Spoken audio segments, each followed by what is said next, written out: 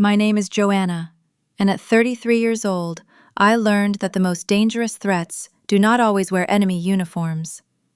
Sometimes they sit right across from you at a perfectly set dining table. My husband and his family thought my military career consisted of fetching coffee and pushing papers in a windowless government basement. They treated me like a pathetic dependent they could mock to make themselves feel powerful. So when my brother-in-law decided to publicly humiliate me at a high society networking dinner, asking if I had ever been on a real mission, he expected me to shrink away in shame. He had no idea the 4-star admiral sitting next to him was about to recognize my classified call sign and walk out of their house in absolute disgust. Before I continue this story, let me know where you are watching from in the comments below. Hit like and subscribe if you have ever had to stand up to people who severely underestimated your worth. Growing up, I learned early on that silence is often a stronger weapon than shouting. That lesson served me well when I joined the Navy and eventually found my way into covert intelligence. I was trained to observe to gather information and to let arrogant people talk themselves into a corner. But nothing in my military training fully prepared me for the psychological battlefield of my in-laws' family dinners. The setting was an opulent waterfront estate in Annapolis, Maryland. The house belonged to my mother-in-law, Susan, a woman who treated social climbing as an Olympic sport. The sweeping windows of her formal dining room overlooked the harbor, and the tables were set with heavy silver and fine crystal. It was a Saturday evening, and the room was packed with wealthy defense contractors, local politicians, and high-ranking military officials. On paper, the dinner party was meant to celebrate the safe return of Susan's eldest son, Derek. He had just completed a 6-month deployment on an aircraft carrier. In reality, the entire evening was a carefully orchestrated performance. Susan was using Derek's uniform as a prop to network and secure a massive, multi-million-dollar defense logistics contract for their family corporate firm. I sat quietly near the middle of the long dining table, wearing a simple dark dress that blended into the shadows. My husband Brian sat next to me, though you would hardly know we were married based on his behavior. Brian was a corporate climber who practically vibrated with a desperate need for his mother's approval. Throughout the evening, he completely ignored me, twisting around in his chair to laugh loudly at jokes made by the wealthy executives, and offering to fetch drinks for anyone with a title. Derek was holding court at the center of the room, still wearing his crisp Navy dress uniform. He was a supply lieutenant, meaning his deployment consisted of managing inventory spreadsheets in a climate-controlled office aboard a floating city. But listening to him talk, you would think he had single-handedly fended off pirate attacks in the open ocean. He possessed a booming, theatrical voice and a perfect, arrogant smile that commanded the attention of the civilian guests who did not know any better. I knew exactly what his deployment entailed. I had spent my last deployment embedded with a joint special operations team in an active combat zone, living out of a rucksack and relying on encrypted satellite phones to stay alive. I knew what real sacrifice and real danger looked like. But I kept my mouth shut, sipping my sparkling water and watching the performance unfold. Susan glided around the table, a master of the backhanded compliment. She stopped behind my chair, resting a perfectly manicured hand on my shoulder as she spoke to the wife of an aerospace executive. "And this is Brian's wife, Joanna," Susan announced, her voice carrying easily over the clinking glasses. "She works for the government as well, a little desk job on a local base. We are just so proud of Brian for supporting her. You know how government salaries are, barely enough to cover groceries, let alone a mortgage." The executive's wife offered me a look of polite pity. "That is so sweet of your husband," she cooed. "It must be nice to have a low-stress job with no real responsibilities." I offered a tight, polite smile. "It pays the bills," I replied softly. Brian chuckled from the adjacent seat, entirely complicit in his mother's humiliation campaign. "Joanna likes her routine," he added, desperate to align himself with the wealthy guests rather than his own wife. She is not exactly cut out for the high-pressure corporate world like the rest of us. We let her do her little administrative tasks so she feels useful. A hot flash of anger flared in my chest, but I pushed it down, burying it behind a calm exterior. Brian had married me specifically because I was quiet. He assumed my silence meant I was weak, a low-maintenance trophy he could keep on a shelf while he chased status and money. He thought my refusal to brag meant I had nothing to brag about. At the head of the long table sat Admiral Thomas Harrison. He was a 4-star admiral, with decades of service, a man whose presence commanded absolute unyielding respect. More importantly for Susan, he was the key decision-maker for the logistics contract her company was desperately trying to secure. Susan and Brian had spent the entire evening fawning over him, laughing too hard at his casual remarks and ensuring his wine glass was never less than half full. The Admiral was a quiet, observant man. I had noticed him watching the family dynamic with a subtle, unreadable expression. He did not seem particularly impressed by Derek's loud stories, nor did he seem charmed by Susan's aggressive hospitality. He was a man who understood the difference between a shiny uniform and actual substance. As the catering staff began clearing the main course to make way for dessert, the volume in the room swelled. Derek was standing near the fireplace, finishing a story about a minor supply chain delay he had supposedly resolved with heroic quick thinking. The civilian guests nodded in awe, completely captivated by his dramatic hand gestures and loud bravado. "It is all about leadership under fire," Derek declared, puffing out his chest so his modest row of ribbons caught the light from the chandelier. "When you are out there on the water, you have to be ready for anything. It separates the real sailors from the desk jockeys." He threw a pointed, mocking glance in my direction. The guests followed his gaze, their eyes settling on me with a mixture of amusement and disdain. I kept my expression entirely neutral, meeting his arrogant stare without flinching. My absolute refusal to react only seemed to irritate him further. He wanted me to look embarrassed. He wanted me to shrink away and validate his superiority complex. Susan, sensing an opportunity to further elevate her golden boy by stepping on me, clapped her hands together lightly. "Derek has always been our warrior," she proclaimed proudly. "We are just so blessed to have a real hero in the family, someone who actually understands what it means to serve this country, unlike the paper pushers who just clock in and out." Brian nodded, enthusiastically eager to join the chorus. "Derek really puts things into perspective," Brian agreed loudly, making sure Admiral Harrison was listening. "He is out there doing the heavy lifting, while other people just enjoy the benefits." I took a slow, measured breath. I thought about the classified files, locked in a secure server back at my base. Files I had personally reviewed. I thought about the grueling training, the covert audits, the months spent in hostile territories, gathering intelligence that kept people like Derek safe in their floating offices. I knew exactly who I was, and I knew exactly who they were. The waiters moved silently through the room, placing delicate dessert plates in front of each guest. The tension in the air was palpable, thick with the unearned arrogance of a family that believed money and loud voices equated to power. They had built an entire reality around their perceived superiority, and they required my submission to keep that reality intact. But the evening was far from over. Derek stepped away from the fireplace and moved to a seat near the head of the table, directly across from me. He picked up his crystal champagne flute, a smug, self-satisfied smirk spreading across his face. He held his glass high in the air, waiting for the ambient chatter to die down. The room grew quiet as the guests turned their attention back to the golden boy. Derek tapped his glass with a silver spoon.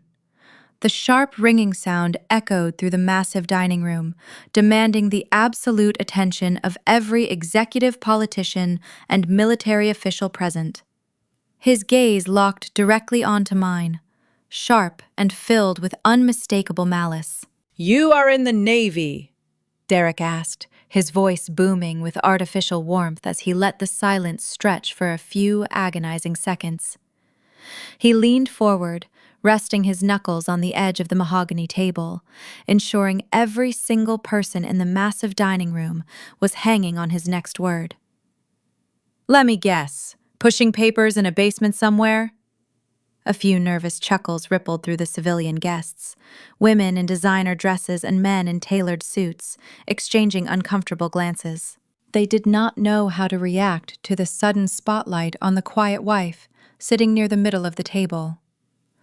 Derek did not give them time to process the awkwardness before he delivered the final blow. He tilted his head, his tone dripping with condescending pity.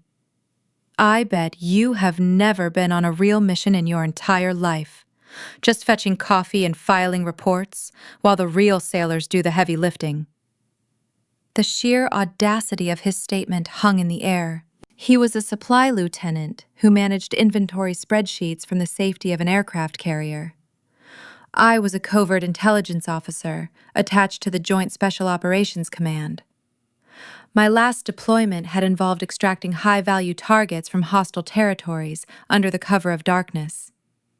I had seen things and done things that would give Derek nightmares for the rest of his privileged life.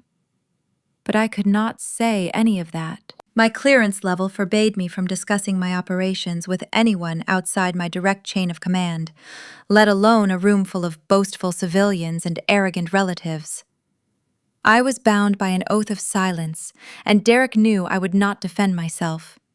He was exploiting my quiet nature to elevate his own fabricated war hero persona.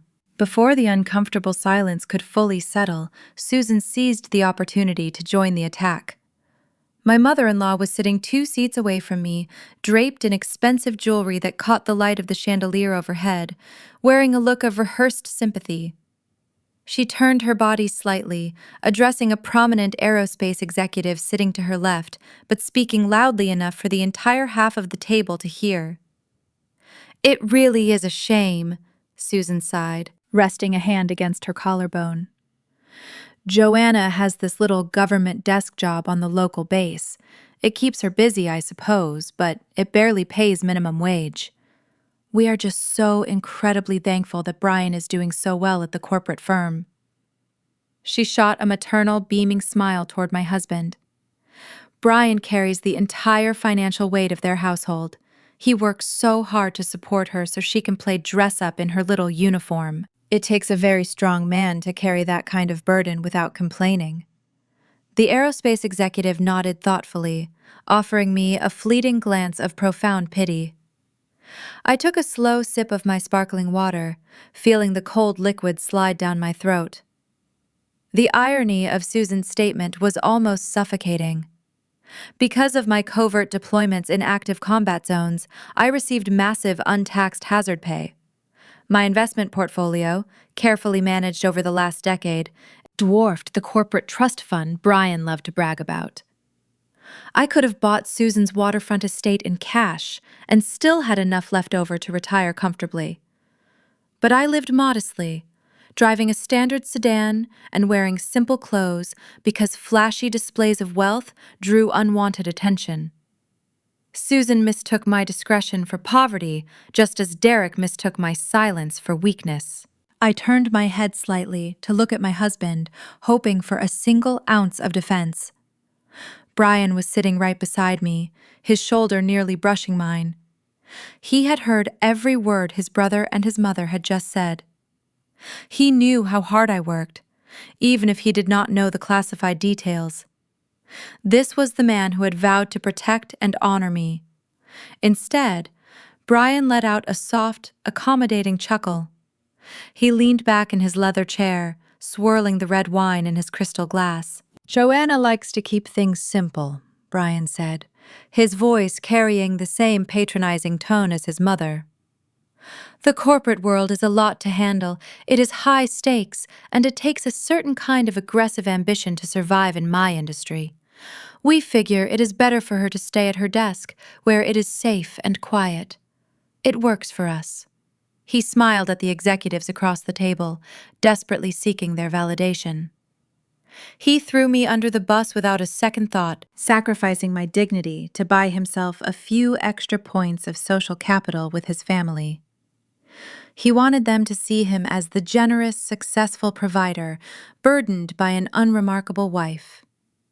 Looking at Brian in that moment, any lingering affection I had for him evaporated completely. The man sitting next to me was not a partner. He was a coward. He was a spineless corporate climber who valued his mother's approval more than his wife's respect. I did not flush with embarrassment. I did not look down at my plate or excuse myself to the restroom to cry. My military training had taught me how to control my physiological responses in high-stress environments. My heart rate remained steady. My breathing was slow and measured. I simply sat there, my posture perfectly straight, my expression an unreadable mask of absolute calm. I let them have their moment of manufactured superiority, but the dynamic in the room was about to shift violently. At the far head of the dining table sat Admiral Thomas Harrison. He was the most powerful guest in the house, the exact man Susan had spent thousands of dollars and weeks of planning trying to impress. He held the key to the massive defense logistics contract her corporate firm desperately needed. Throughout the dinner, the Admiral had been a quiet, polite presence, listening to the overlapping conversations with a neutral expression. He had gracefully endured Susan's aggressive hospitality and Derek's loud, exaggerated stories of naval service. But as Brian's laughter died down, a profound, heavy silence began to radiate from the head of the table. Admiral Harrison had stopped eating. He slowly, deliberately placed his heavy silver fork down onto his porcelain plate. The metallic clink sounded unnaturally loud in the sudden quiet of the room.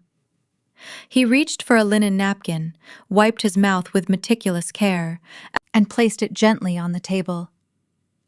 The shift in his demeanor was immediate and chilling.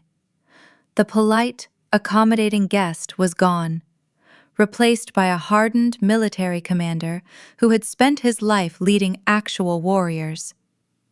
The atmosphere in the dining room dropped 10 degrees. The civilian guests seemed to instinctively hold their breath, recognizing the sudden, dangerous shift in power. Admiral Harrison slowly turned his head. He bypassed Susan entirely, ignoring her sudden, anxious smile as she realized something was wrong. His gaze bypassed Brian, who sat frozen with his wineglass hovering in midair. The Admiral locked his sharp, uncompromising eyes directly onto Derek. The glare he directed at the arrogant supply lieutenant was so intensely furious, so heavily laden with absolute disdain, that Derek physically recoiled, stepping back from the table as if he had been struck by a physical blow. The smug confidence that had radiated from my brother-in-law just moments before evaporated, replaced by a sudden, creeping realization that he had made a catastrophic error. The heavy silence stretching across the dining room was absolute and suffocating.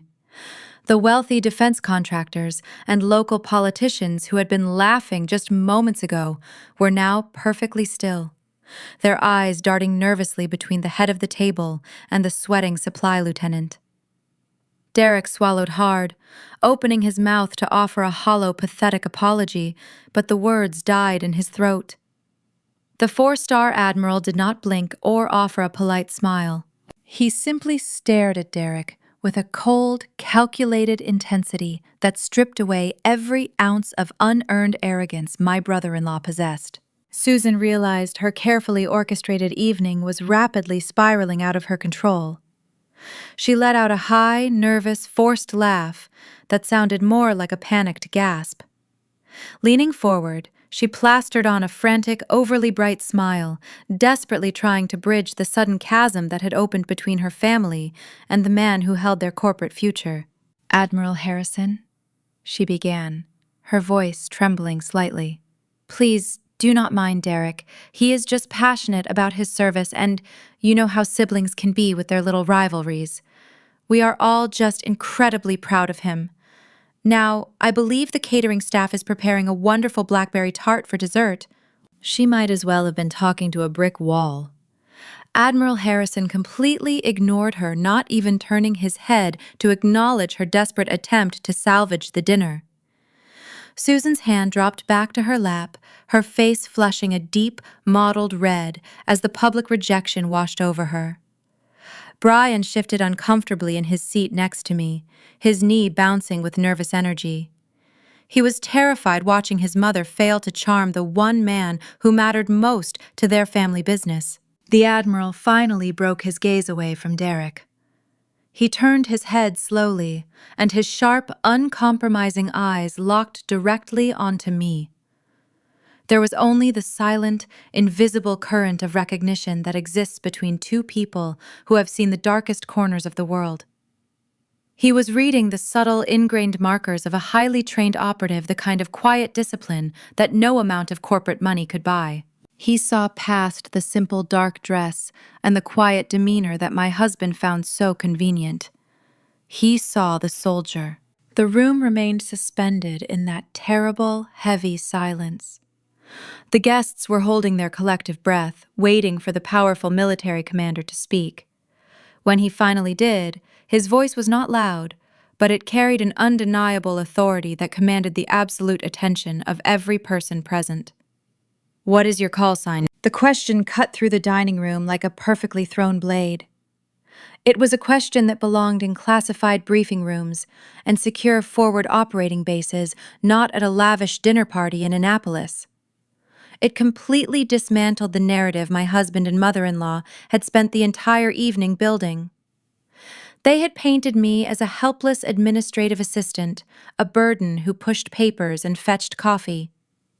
But an admiral does not ask a local base clerk for a call sign. Brian stopped bouncing his knee. He turned his head to stare at me, his brow furrowed in genuine confusion. Susan leaned forward, her mouth slightly open, struggling to comprehend the military terminology that fell completely outside her realm of country club socializing. Derek looked as though the floor had just dropped out from underneath him. I kept my hands resting gently in my lap. I did not look at Brian, nor did I spare a glance for Susan or Derek. I maintained eye contact with the Admiral, honoring the direct question from a superior officer. I kept my voice calm, steady, and perfectly even. "Cipher, sir." The two words were spoken quietly, but they echoed in the cavernous dining room with the force of an explosion. The reaction from Admiral Harrison was instantaneous. The lingering traces of polite civilian restraint vanished from his features. The tight, accommodating smile he had worn all evening for Susan's benefit completely disappeared.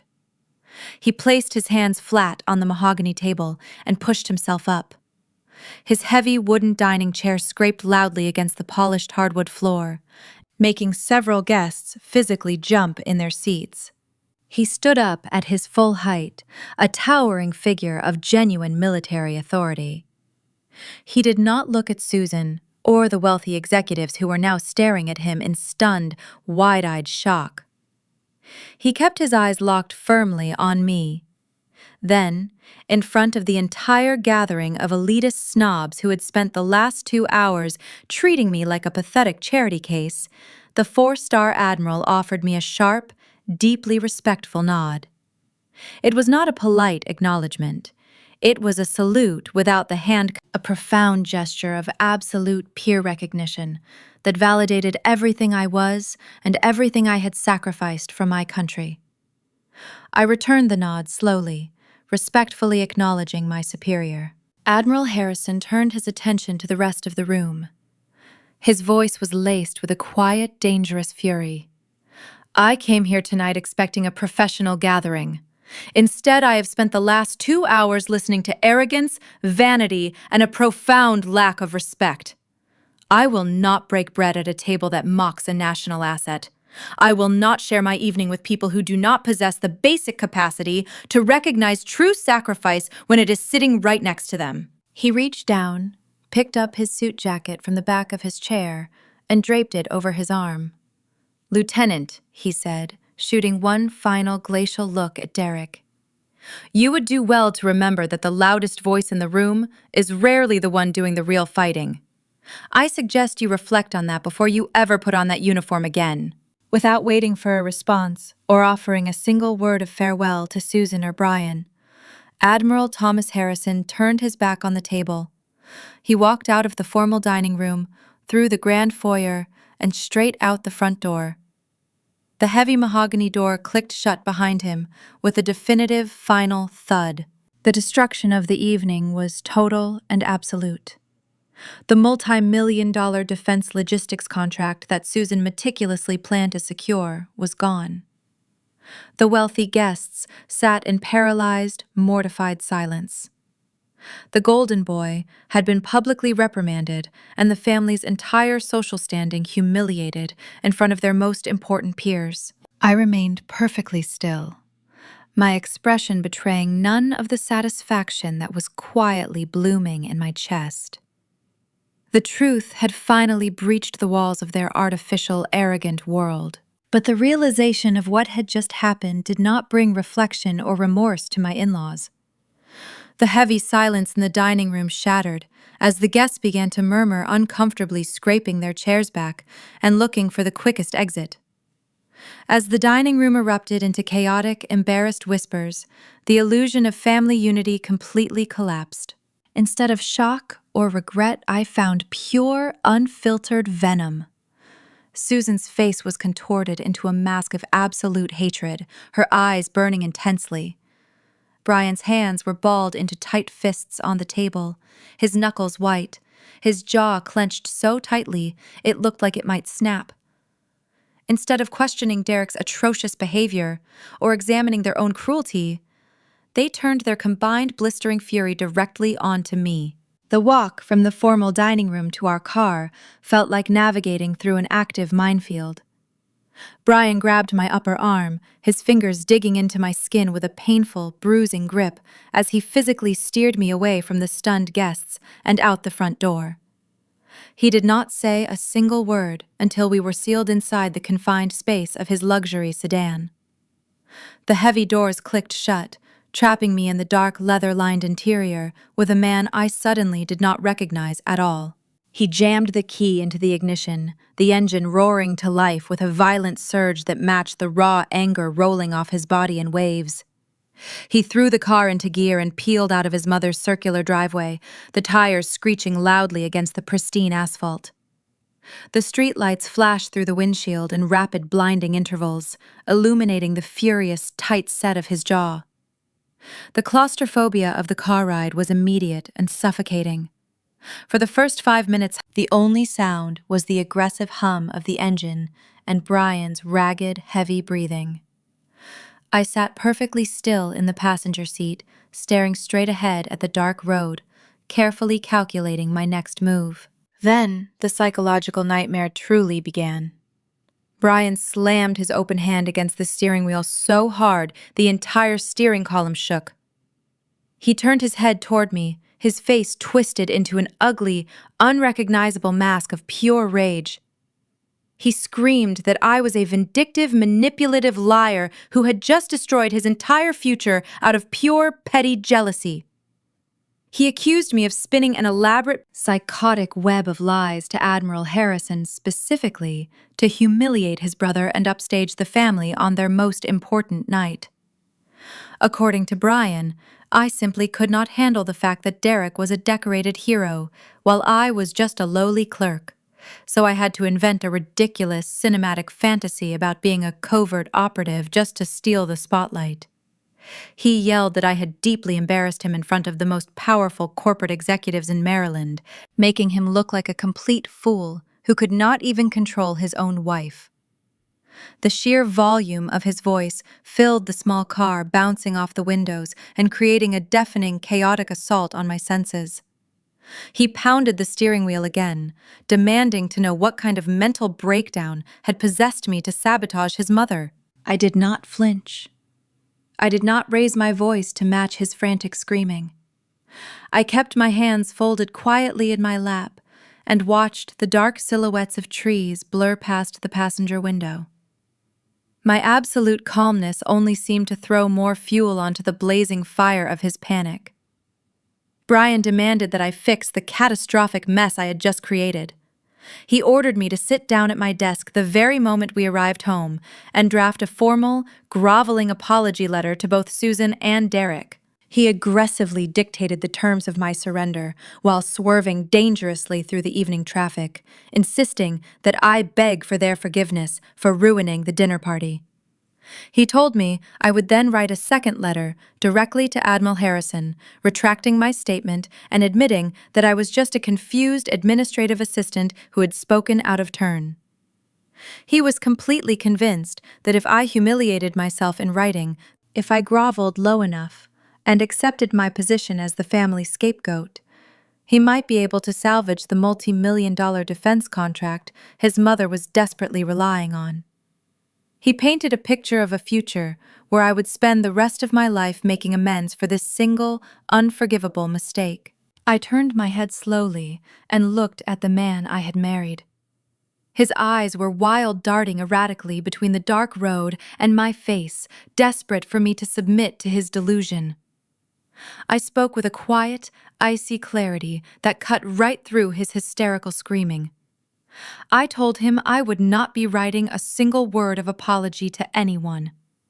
I calmly stated that I had only answered a direct, professional question from a superior military officer, and I had answered it truthfully. I reminded him that I had not initiated the confrontation, nor had I been the one mocking a fellow service member at a formal dinner. I told him that Derek had dug his own grave the moment he decided to use my military service as a punchline for his arrogant jokes, and Susan had eagerly handed him the shovel. My absolute refusal to back down, my complete lack of tears or apologies, finally broke the last remaining facade of our broken marriage. He realized in that exact moment that the woman sitting beside him was immune to his manipulation and completely unmoved by his raging temper. Brian gripped the steering wheel, his knuckles stark white in the dim dashboard light. His voice dropped from a frantic scream to a venomous, cruel sneer. He told me he never should have married someone so utterly unremarkable. He revealed the cold, calculated core of our entire relationship, admitting that he only chose me because I was quiet and compliant. He said he wanted a low-maintenance, invisible wife who would stand in the background, look presentable, and never ever attempt to overshadow his loud, ambitious family. He thought he was getting an obedient trophy who would be forever grateful that a wealthy corporate executive had stooped down to marry a government clerk.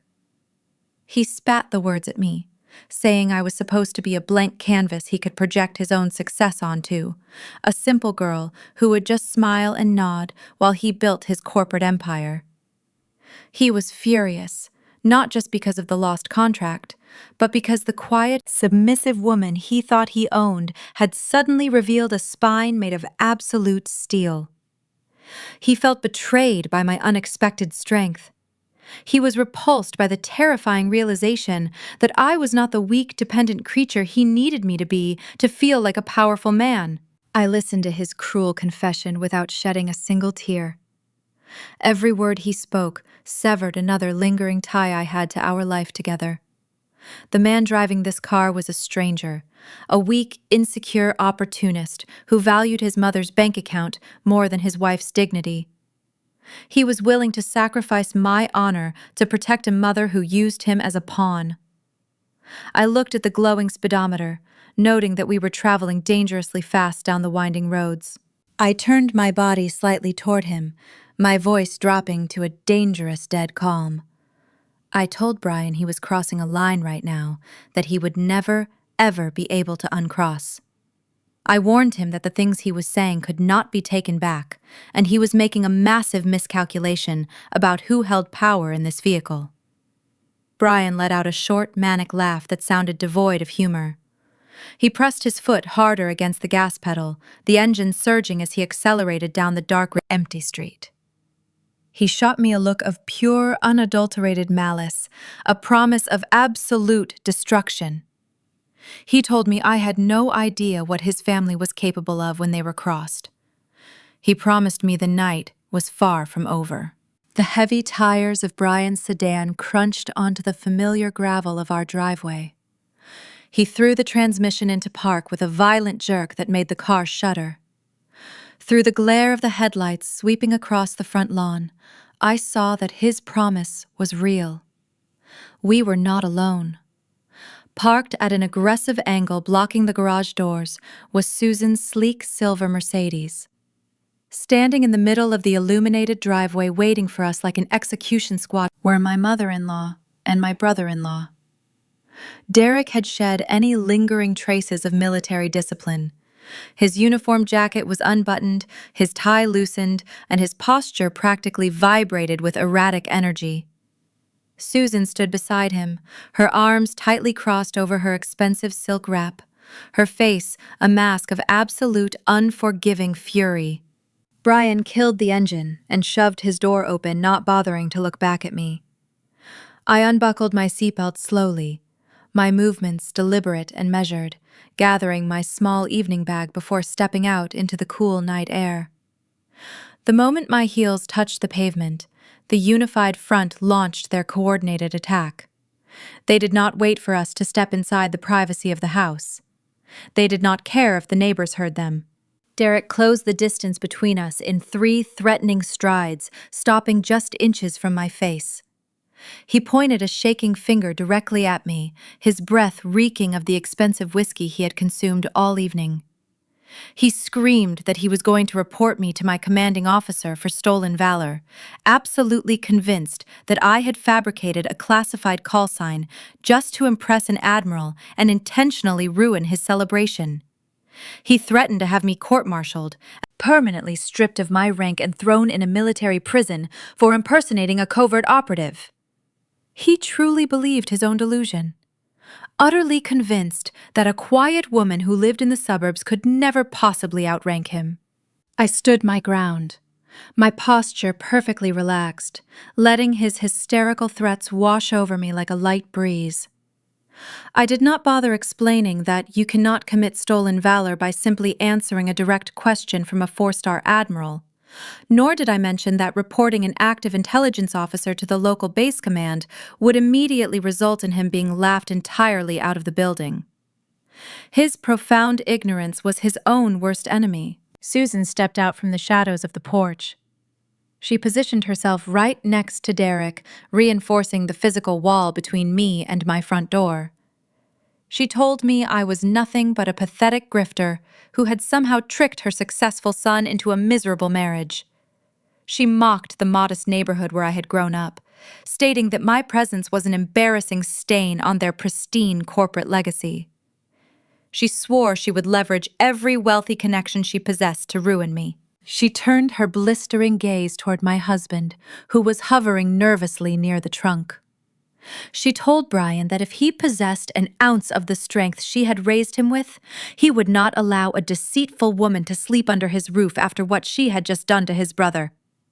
She demanded he prove his loyalty. Brian did not need much convincing. The desperate need to appease his mother completely overrode whatever remaining shreds of marital loyalty he harbored. He shot me a look of pure disgust, then marched past me, unlocking the front door and storming into the dark house. He left the wooden door wide open. While we waited in the driveway, Derek leaned against the hood of his mother's car, putting on a sickeningly smug smile. He told me that, despite my pathetic attempt to sabotage them, their family was still going to sign a massive, multi-million-dollar defense logistics contract by the end of the week.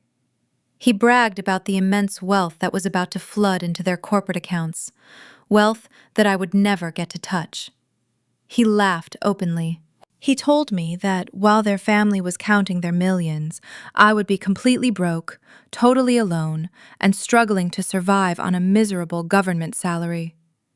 He relished the thought of my upcoming poverty, entirely blind to the catastrophic audit already hunting him down. Heavy footsteps sounded from inside the house. Brian appeared in the doorway carrying a single travel suitcase. It was one of the cheap canvas bags I used for weekend trips, not even large enough to hold a fraction of my belongings. He walked down the porch steps, his face set in a rigid line of manufactured authority. He did not hand the bag to me. He lifted it by the handle and forcefully threw it onto the front lawn. The suitcase landed heavily in the damp grass, coming to a stop near my feet. Brian stood next to his mother, completely absorbing her toxic strength. He pointed at the crumpled bag on the lawn and delivered his final ultimatum. He told me I was no longer welcome in his house. He stated that I was permanently exiled from his life until I learned my proper place, begged for his forgiveness, and delivered the written apologies his mother demanded. He said I could sleep in my car or find a motel, but I was not stepping foot back inside his pristine home. He was tossing me away like garbage, convinced that abandoning me in the middle of the night would break my spirit and force me to come crawling back on my knees. The three of them stood shoulder to shoulder on the driveway, a solid wall of arrogance, entitlement, and cruelty. They waited for the breakdown. They wanted the tears, the desperate pleading, the chaotic emotional collapse that would validate their overwhelming superiority. They wanted me to shatter. I looked down at the suitcase resting in the wet grass. I did not shed a single tear. I did not let out a gasp of shock or offer a dramatic plea for mercy. The cold, logical part of my brain simply cataloged the situation and finalized the tactical shift. The marriage was over. The extraction phase had begun. I calmly reached down and grasped the fabric handle of the suitcase, lifting it from the lawn with smooth, effortless precision. I stood up straight, rolling my shoulders back to my full, natural posture, no longer trying to shrink myself down to make the cowardly man in front of me feel taller. I looked into Brian's eyes. I saw the briefest flicker of uncertainty flash across his face, a terrifying realization that my profound silence was not the silence of a defeated victim, but the silence of a predator locking onto its target. I held his gaze with eyes cold as a frozen ocean. I spoke with a quiet, devastating certainty that carried through the cool night air. "You are making the biggest mistake of your life." Brian stared at me for a split second, the warning ringing clearly in his ears. But his mother scoffed loudly from beside him, breaking the tension and snapping him back into his performative arrogance. He let out a mocking laugh, shaking his head. He turned his back on me and walked up the porch steps with his brother trailing closely behind. He stepped inside the house and slammed the front door shut, the loud crack echoing through the neighborhood, sealing his fate. I stood completely still on the damp grass, letting the final echo of the slamming door fade into the quiet suburban night.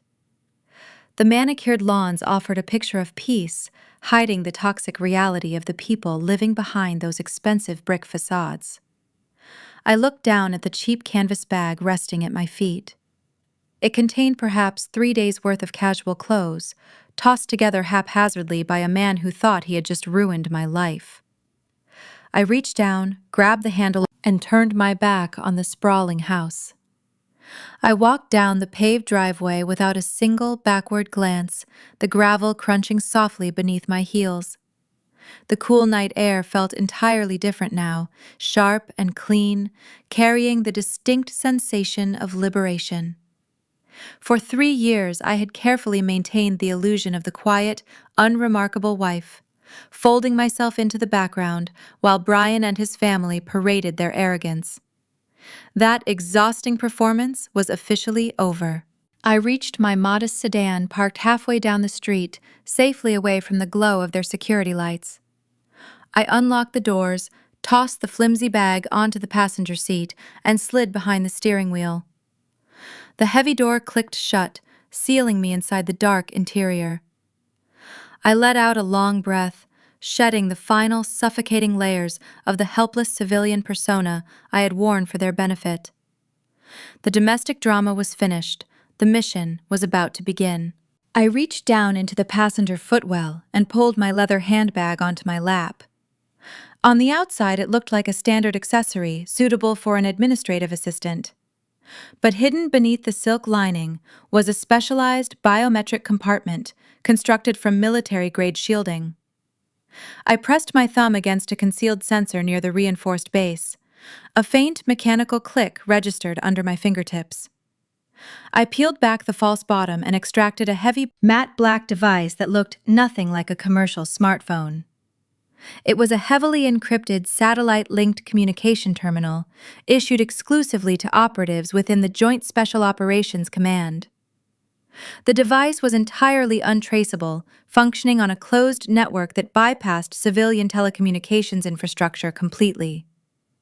Holding the heavy terminal in my hand, the stark contrast between my two realities came into sharp focus. My husband and his family genuinely believed I spent my days filing travel vouchers and managing office supplies at a local naval annex. They assumed my quiet demeanor was a symptom of an unremarkable mind. They were dangerously unaware that my actual job involved dismantling international threat networks. For the past 11 months, my primary assignment had not been in a foreign war zone. It had been right here in Maryland, embedded deep within the personal life of the Blackwood family. I powered on the terminal. The screen illuminated with a stark red verification prompt demanding a complex sequence of biometric and alphanumeric authentication protocols. I moved my fingers across the encrypted keypad with practiced precision. The screen flashed green, signaling a secure connection to the command center. I initiated a direct, scrambled voice call to my handling officer. The line connected instantly, opening a crystal-clear channel to a secured operations room hundreds of miles away. "Command, this is Cypher," I said, my voice dropping into the crisp, authoritative tone of my actual rank. "I am reporting a shift in operational status." A deep, familiar voice responded immediately on the other end of the line. It was Captain Reynolds, the officer overseeing the Domestic Corruption Task Force. "Go ahead, Cypher. We monitored a spike in your biometric stress indicators 20 minutes ago. Are you in a secure location?" "I am secure, Captain," I confirmed, keeping my eyes scanning the dark street around my vehicle to ensure I was not being watched. "My cover within the Blackwood household has been permanently terminated. I have been physically removed from the primary residence by the target." There was a brief pause on the line as Reynolds processed the tactical shift. "Understood," he replied. "Does the target suspect your operative status?" "Negative," I stated with absolute certainty. "They believe I am a disgraced administrative clerk who lied to seek attention. They remain entirely oblivious to the active investigation. However, my physical proximity to their personal devices is no longer viable." I had spent almost a year mapping the intricate, corrupt web of Blackwood logistics from the inside out. While Susan and Brian hosted lavish dinner parties and bragged about their corporate dominance, I had been quietly mirroring their hard drives, intercepting their encrypted financial transfers, and documenting a massive embezzlement operation.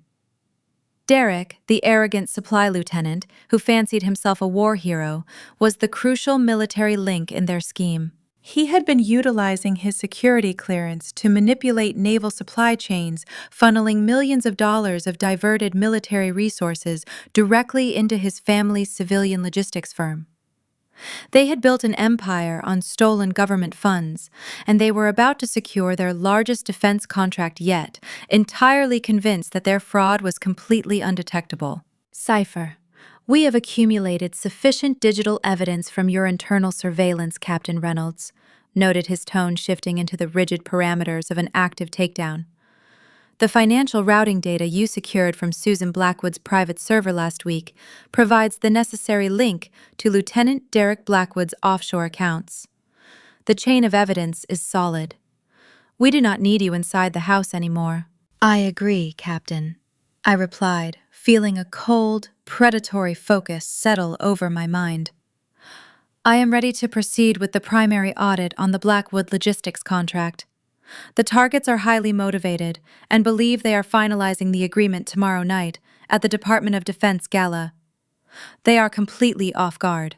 I could hear a keyboard clacking on Reynolds' end of the line as he pulled up the operational parameters. "The admiral briefed us on the incident at the dinner party," Reynolds said, a hint of amusement breaking through his restraint. Your performance was highly effective. You forced the targets to display their volatility and arrogance in front of the exact people they were trying to manipulate. They have isolated themselves beautifully. They provided the rope, Captain I replied smoothly. I simply let them tie the knot. The financial audit must be executed before they attempt to transfer the embezzled funds through the new contract channels. I need authorization to strip the final layers of their corporate firewall. The silence stretched for 3 agonizing seconds as Reynolds conferred with the tactical commanders in his briefing room. The atmosphere inside my car felt charged with kinetic energy. This was the moment of transition, the exact second where years of careful observation shifted into active, aggressive dismantling. Cypher, your intelligence gathering phase is officially concluded, Captain Reynolds announced, his voice ringing with absolute, uncompromising authority. You are granted full authorization to dismantle the targets, execute the primary audit, coordinate with the tactical strike teams to freeze all associated Blackwood corporate accounts. The hunt begins now. Copy that, Command I answered. I terminated the connection and slid the heavy terminal back into its shielded compartment. I gripped the steering wheel, staring at the dark road ahead. I was no longer the quiet, obedient wife trying to survive a suffocating suburban nightmare. I was a weapon, fully unleashed, and I was going to tear their entire corrupt empire to the ground. I put the car in drive and accelerated away from the neighborhood, leaving the wreckage of my fake life behind. The secure naval intelligence compound sat behind 3 layers of fencing on the far side of the base, invisible from the public highway and absent from every civilian map. I reached the first checkpoint 20 minutes after ending the call with Captain Reynolds. The Marine guard scanned my identification, compared my face to the encrypted profile on his terminal, and immediately straightened. A second gate opened only after a biometric reader confirmed my fingerprints and retinal pattern. By the time the reinforced barrier closed behind my sedan, the suburban house, the wet suitcase, and Brian's threats felt like pieces of somebody else's life. A duty officer met me beneath the white security lights and escorted me to temporary housing, reserved for personnel working sensitive operations. The apartment was small, clean, and heavily protected. There were no designer fixtures, no framed photographs chosen to impress guests, and no rooms arranged around Susan's approval. The door had a steel core, the windows were shielded, and the communications panel connected directly to command. It contained everything I actually needed, and nothing designed to advertise wealth. For the first time in years, I could breathe without measuring every expression, or pretending not to understand the conversations taking place around me. I left the suitcase unopened on the narrow bed. 3 changes of clothes were irrelevant. What mattered was the sealed equipment case already waiting on the desk. Captain Reynolds had activated my full operational access before I arrived. I changed into a working uniform, secured my hair, and crossed the courtyard to the restricted analysis wing. The corridor lights came on in sections as my badge unlocked each door. At the final checkpoint, an armed intelligence specialist collected my civilian phone, sealed it in a signal-blocking locker, and led me into a windowless room lined with classified terminals. This was my true domain. The air smelled faintly of cooled electronics and industrial coffee. Server fans produced a low, constant hum, while encrypted status boards displayed supply routes, vessel assignments, and financial alerts from across the fleet. I sat at the central workstation and entered a clearance sequence Brian could not have imagined existed. The screen shifted from an ordinary Navy interface to the restricted JSOC audit environment. A red banner warned that every keystroke would be recorded for evidentiary review. I acknowledged the notice and opened the Blackwood investigation. Derek's service record appeared first. The public portion was exactly the version he performed at family dinners: dependable supply officer clean evaluations, routine carrier assignments, and commendations for administrative efficiency. The restricted annex told a different story. 4 separate inventory audits had flagged unexplained losses during his deployments. Each incident had been dismissed individually as shipping damage, coding error, or equipment lost during transfer. Viewed together, the pattern was impossible to ignore. Expensive components disappeared whenever Derek controlled the manifest, and replacement orders were approved before the original losses had been independently verified. I overlaid the dates with Blackwood logistics records collected during my months inside the family. The matches appeared immediately. A shipment Derek marked as seawater damaged resurfaced 6 days later in a private Baltimore warehouse leased through one of Susan's shell companies. Fuel reserves listed as contaminated were sold through an intermediary whose director shared an address with the Blackwood Family Trust. Specialized guidance equipment disappeared from a naval inventory system, then generated an insurance payment and an offshore transfer within the same week. The family had not merely benefited from careless bookkeeping. They had designed a repeatable pipeline for converting military property into private wealth. A second file confirmed that Derek was already the subject of a quiet, preliminary inquiry. Naval Criminal Investigative Service had noticed the statistical anomalies months earlier, but the investigators lacked the internal financial link to Susan's company. That was the link I had been assigned to obtain. My access to the Blackwood household had supplied lawful, documented evidence from devices and accounts covered by the task force warrants.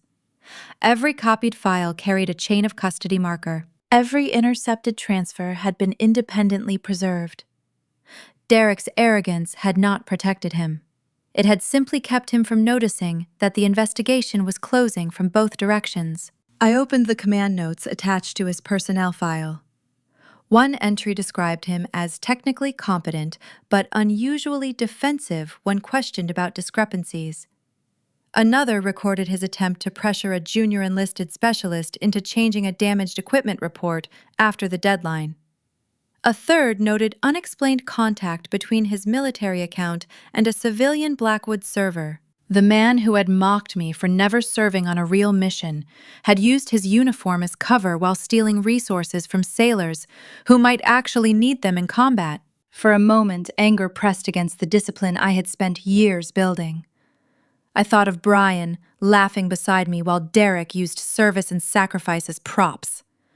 I thought of Susan calling me a burden while her fortune was being fed by equipment stolen from the fleet. But anger was not evidence, and humiliation was not the mission. I slowed my breathing and returned to the data. I tagged each discrepancy, connected it to the corresponding civilian transfer, and forwarded the verified sequence to the forensic accounting cell. The system acknowledged receipt and added the files to the primary audit package. Captain Reynolds appeared on the secure video terminal shortly before midnight. He reviewed the new correlation map without interrupting. When I finished, he confirmed that the evidence now established the full route from Derek's manipulated manifests to Susan's offshore accounts. The task force would begin preparing account freeze orders at dawn. Until then, the targets were to remain unaware. Their belief that I was powerless was still operationally useful, and the gala offered a controlled environment where command could deny the contract before any new funds entered the scheme. Reynolds assigned me the secure apartment for the duration of the takedown and ordered me to rest for several hours before the next briefing. I logged out, watched the classified screen go black, and collected my sealed civilian phone from the security specialist. The display immediately filled with missed calls from Brian, Susan, and an unknown legal number. I ignored them while walking back through the silent courtyard. Just as I reached the housing unit, a new email notification appeared across the screen, carrying the letterhead of Susan's preferred family law firm. The subject line read, "Expedited Notice of Dissolution of Marriage." Brian had not wasted a single hour. The letter demanded that I meet him at an upscale coffee shop at 10 o'clock the next morning to complete a financial separation. His attorney described the appointment as my final opportunity to resolve the matter privately before the Blackwoods pursued aggressive action. The language was intimidating, but the urgency exposed their fear. They believed I might claim part of the logistics company before the gala, and they wanted every marital right extinguished before the contract announcement. A draft settlement was attached, though several schedules were withheld until the meeting. I forwarded the package to a military legal liaison, preserving its metadata, and received confirmation that attending would not interfere with the operation. Brian believed he was cutting a helpless wife away from his family's fortune. In reality, he was volunteering to separate himself from the only legitimate wealth connected to our marriage.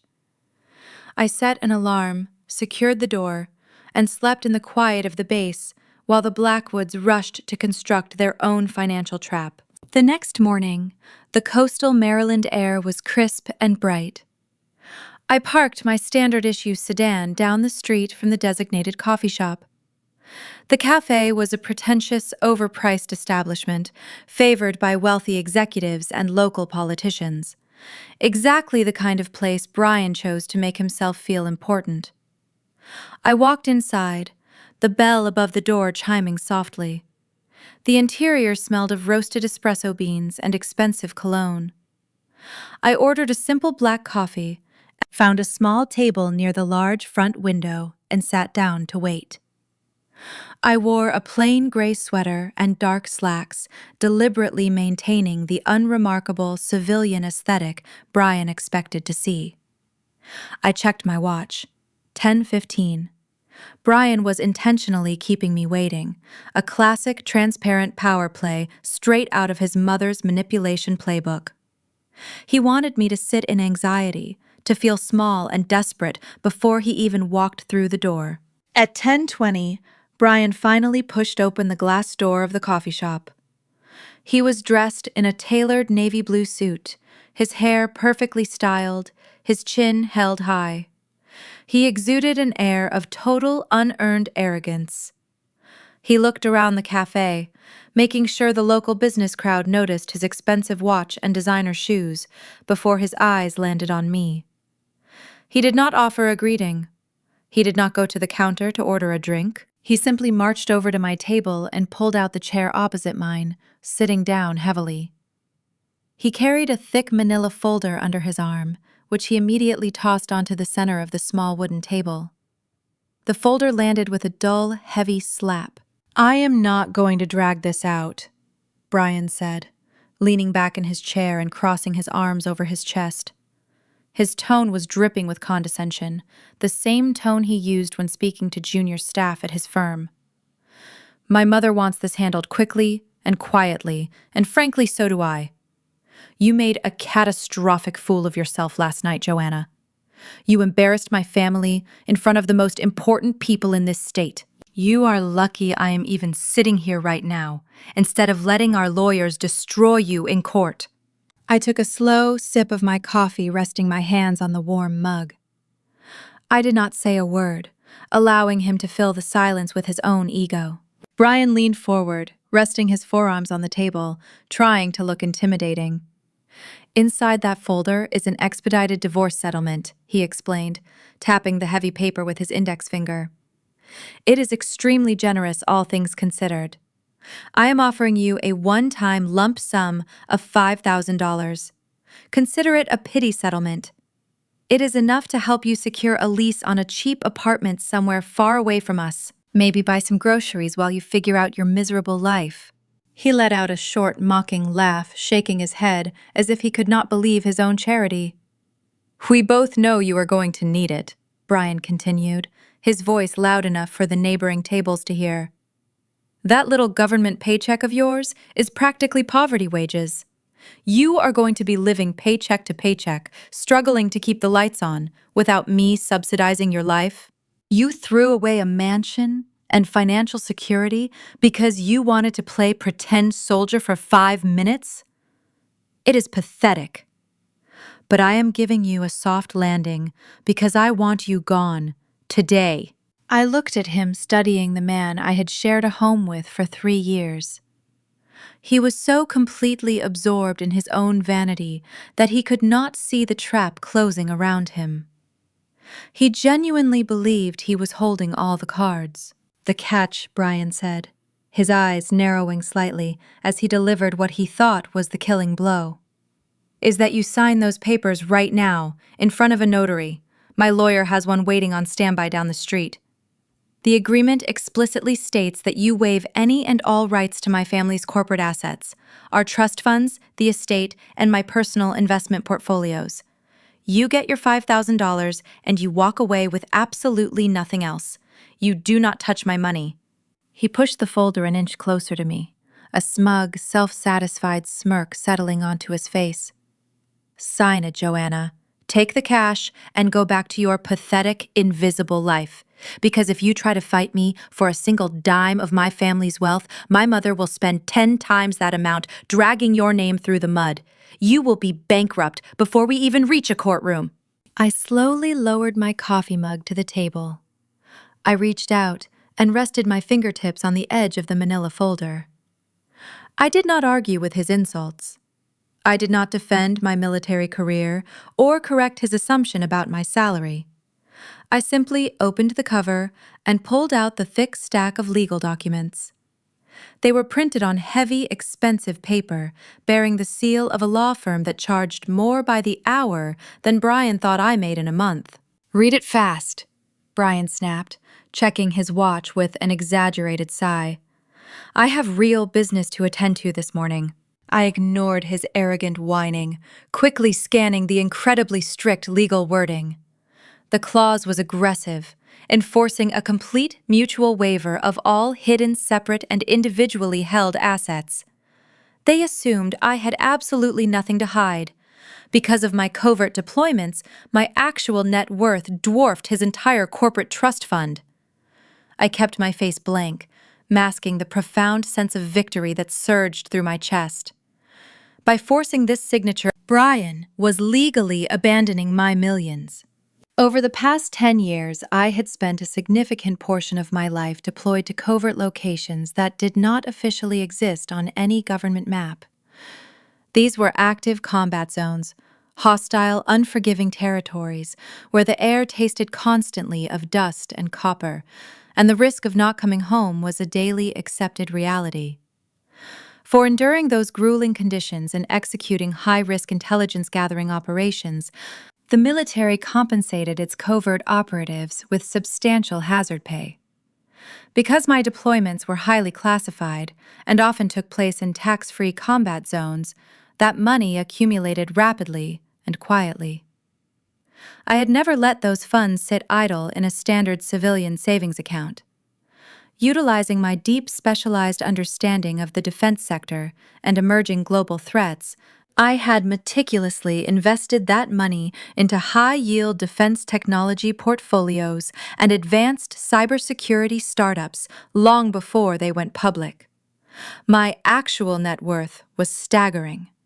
It completely eclipsed the corporate trust fund Brian constantly lorded over me by a margin he could not possibly comprehend. He was sitting across from me in a pretentious waterfront cafe, wearing a tailored suit paid for by his mother, absolutely convinced that he was the wealthy, powerful architect of my destruction. He was offering me $5,000 to sign away my rights to a sinking, fraudulent logistics company that was currently in the crosshairs of a federal investigation. In exchange, by forcing this specific expedited mutual waiver to protect his own family's money, he was legally signing away his right to ever touch my millions. Are you going to stare at that page all day, or are you going to sign it? Brian snapped, his voice slicing through the quiet, ambient hum of the coffee shop. He tapped his expensive leather shoe against the metal leg of the table, a clear display of his mounting irritation.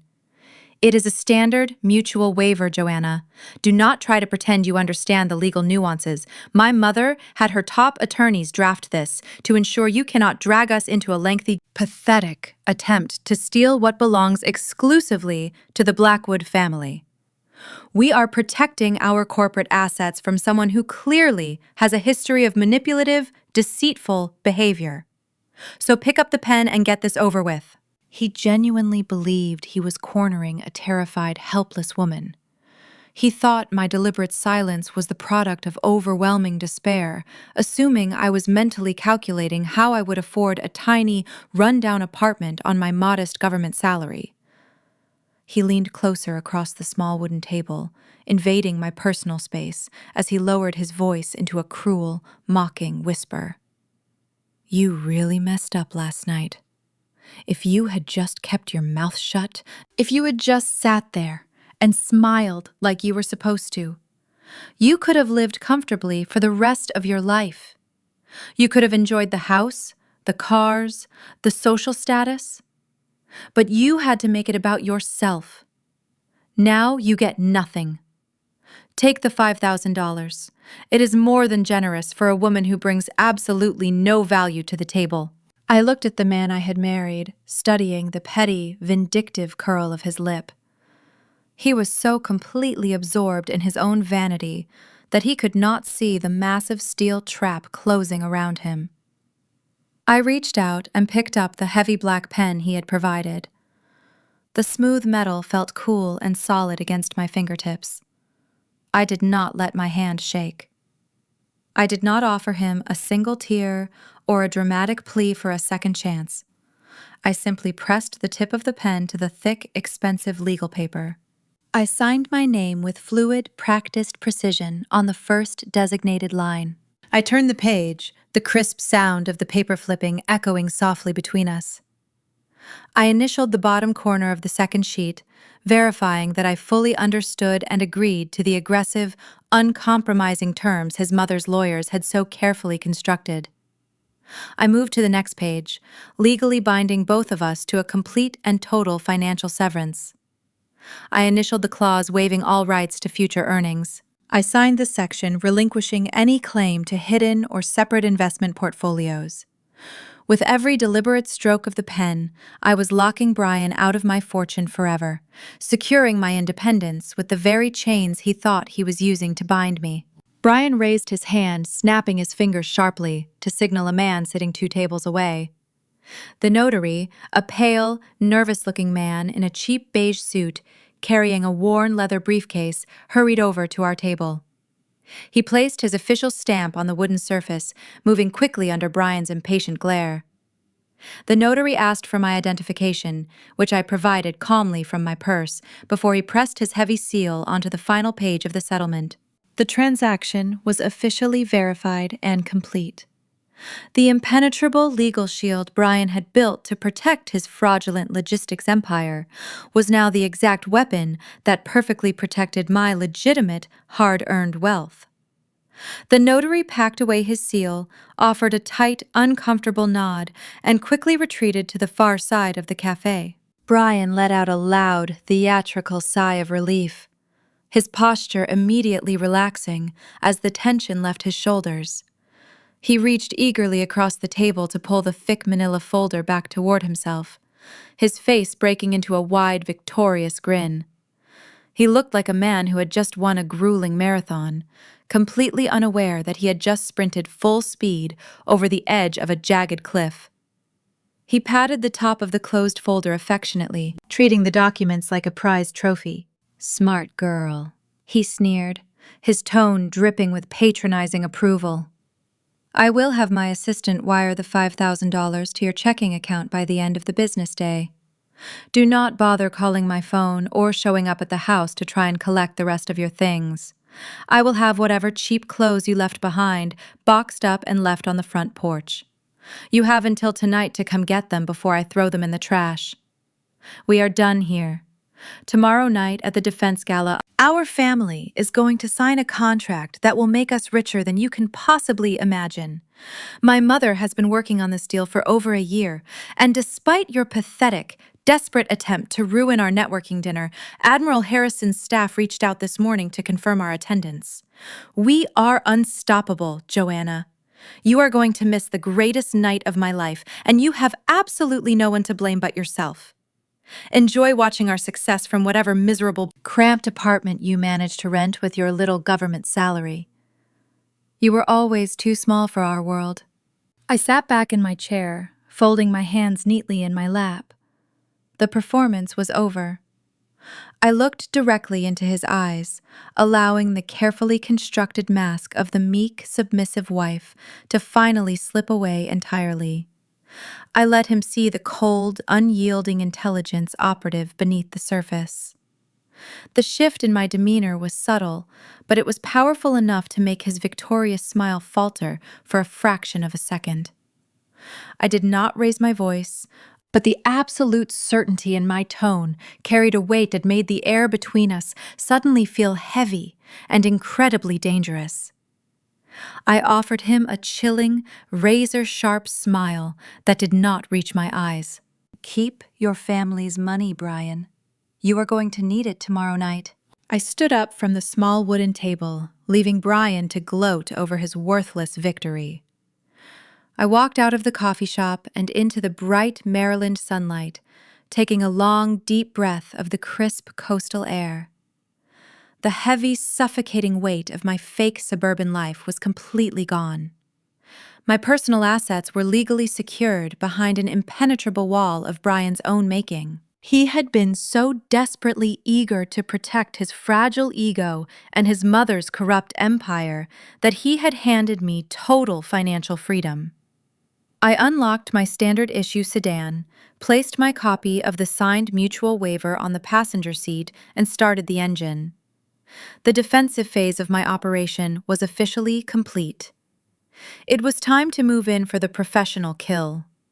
I navigated through the busy downtown traffic, leaving the elite waterfront district behind. Every mile that passed felt like shedding another layer of the helpless civilian disguise I had worn for 3 years. I was returning to my real life. I drove directly back to the secure naval base, bypassing the civilian sectors entirely and heading straight for the restricted intelligence compound. I passed through 3 separate heavily armed security checkpoints, showing my credentials to the heavily armed guards before reaching the subterranean operations center. The atmosphere inside the command bunker was a stark contrast to the pretentious cafe I had just left. There were no arrogant corporate executives trying to impress each other with designer suits and leased sports cars. There were only banks of glowing monitors, encrypted servers, and highly trained military personnel working with quiet, relentless efficiency. The air conditioning hummed steadily, keeping the massive server farms cool as they processed terabytes of classified data from around the globe. The environment hummed with a disciplined intensity that always made me feel completely at home. Captain Reynolds was waiting for me in the main briefing room. He was flanked by 2 military legal liaisons and a forensic accounting specialist attached to our Joint Special Operations Command Unit. They had been working around the clock since I initiated the primary audit from my car the night before. I took my seat at the heavy metal conference table, shedding the last remaining traces of my civilian persona and embracing the sharp, focused discipline of my actual rank. We projected the financial routing data onto the main digital display, illuminating the dark, complex web of deceit Susan and Derek had spent years building. The scope of their greed was breathtaking, laid bare in lines of intercepted code and manipulated bank. Very clear, undeniable picture. We spent the next 8 hours finalizing the audit, locking down every single piece of unassailable evidence. The forensic accountants traced the precise path of the embezzled military funds, unspooling a staggering trail of supply chain mismanagement. Derek had been using his supply lieutenant credentials to falsify inventory reports during his aircraft carrier deployments.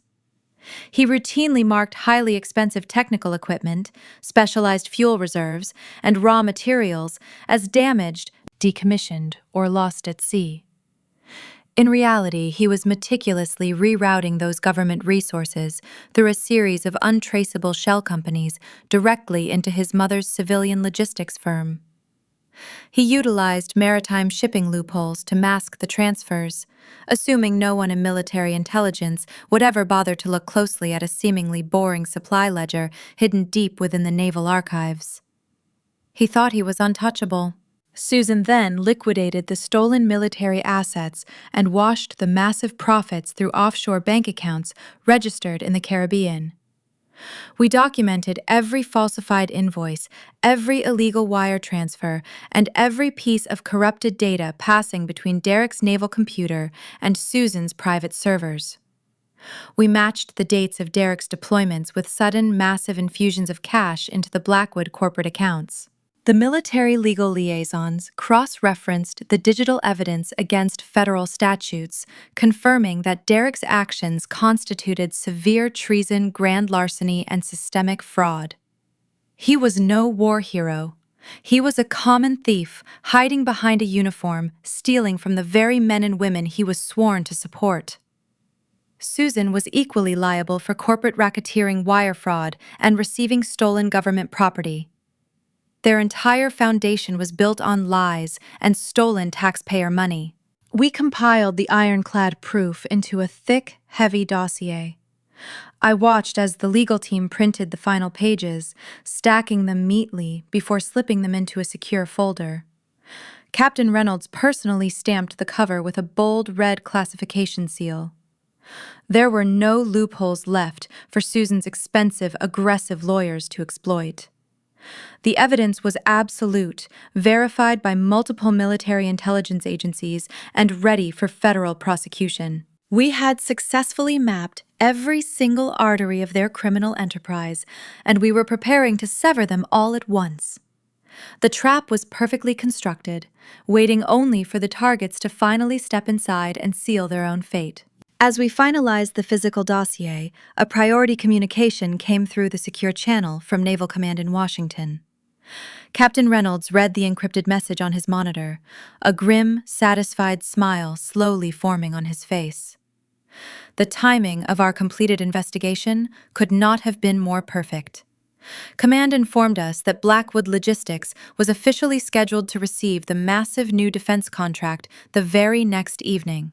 The signing ceremony was not going to be a quiet, closed-door meeting in a sterile government office. Susan had leveraged all of her wealthy connections to turn the contract awarding into a highly publicized event at the annual Department of Defense Gala in the Capitol. She was planning to flaunt her family's ultimate triumph in front of hundreds of generals, high-ranking politicians, and rival defense contractors. She wanted the entire military-industrial complex to witness her coronation as an elite power broker. She was setting a massive public stage, completely oblivious to the fact that she was building her own gallows. Captain Reynolds turned his monitor around to show me the official guest list and the schedule of events for the gala. The officer scheduled to present the lucrative contract to the Blackwood family was Admiral Thomas Harrison. The Admiral had returned to Washington immediately after walking out of Susan's disastrous dinner party. He had been fully briefed on our preliminary audit findings earlier that morning. He had personally read the intelligence reports detailing Derek's treason and Susan's profound corporate corruption. The profound disrespect shown to the uniform at the dinner table had only solidified his absolute resolve to see them held accountable. He wanted them to face justice in front of the entire defense community. Reynolds looked across the conference table, his expression perfectly serious, his eyes locking onto mine. The Admiral had issued a direct, non-negotiable order regarding the execution of the takedown. He did not want a quiet arrest or a standard federal indictment handled behind closed doors. He wanted the Blackwood family to face the absolute maximum level of public accountability for mocking the uniform and stealing from the military. He specifically requested that I be the one to attend the highly publicized military gala and deliver the final audit results in person. The order transformed the briefing room into a launch point. Captain Reynolds dismissed the legal team and handed me a sealed garment case from my permanent quarters. Inside were my navy dress whites pressed for a formal command appearance. I carried the case back to secure housing as dusk settled over the base. For the first time since the dinner in Annapolis, the compound was quiet enough to hear the flag halyards striking their poles. I laid the uniform across the bed and prepared it piece by piece. I attached the gold oak leaf shoulder boards of a lieutenant commander, checking their alignment twice. Then I opened the velvet case containing the visible record of a career Brian had reduced to a desk job. The bronze star went into position first. Beside it, I secured the Defense Superior Service Medal. Below them, I aligned the Combat Action Ribbon and the remaining service ribbons until every edge formed a perfect line. None were decorations for a performance. Each represented people operations and decisions I was forbidden to discuss. Wearing them did not make me more powerful than I had been in Susan's dining room. It made the truth impossible for the Blackwoods to ignore. My reflection in the steel-framed mirror looked nothing like the woman Brian had ordered out of his house. The face was the same, but the posture was no longer compressed to protect his ego. I fastened the final gold button and adjusted the white combination cover beneath my arm. On the desk, the signed mutual waiver rested inside my service bag beside the encrypted terminal. One document protected my future. The other contained the evidence that would end the Blackwood operation. I needed neither anger nor revenge to carry them. The facts were sufficient. At 1900 hours, 2 military police officers arrived outside the housing unit. They had been assigned as my protective detail because the audit subjects included an active duty officer, and command expected an unpredictable reaction once the contract was denied. Captain Reynolds joined us near the vehicle and gave me the final sequence enter through the main ballroom doors, hold in the lobby if confronted, then take the stage after Admiral Harrison's introduction. Federal agents were positioned near Blackwood properties, waiting for the account freeze orders and arrest authority to activate. I stepped into the vehicle between the officers. As the base gates opened, I felt the last remnants of my civilian cover fall away. Susan, Brian, and Derek were traveling to Washington, believing the gala would confirm their superiority. I was traveling there to place verified evidence before the people they had deceived. When our vehicle pulled beneath the hotel's entrance, the military police exited first and took position on either side of me. I settled the classified dossier beneath my arm and walked toward the ballroom doors. 200 miles away from the secure naval bunker, the atmosphere inside the grand ballroom of the Washington Hotel was practically suffocating with wealth and unchecked ambition. The annual Department of Defense Gala was the crown jewel of the military-industrial complex social calendar. It was a room where billions of dollars in taxpayer money changed hands over crystal glasses of imported champagne. Generals in full dress uniforms mingled with silver-haired politicians and ruthless corporate defense contractors. The air hummed with the low, steady murmur of power brokers making deals that would shape national security for the next decade. For Susan, this was the absolute pinnacle of her entire existence.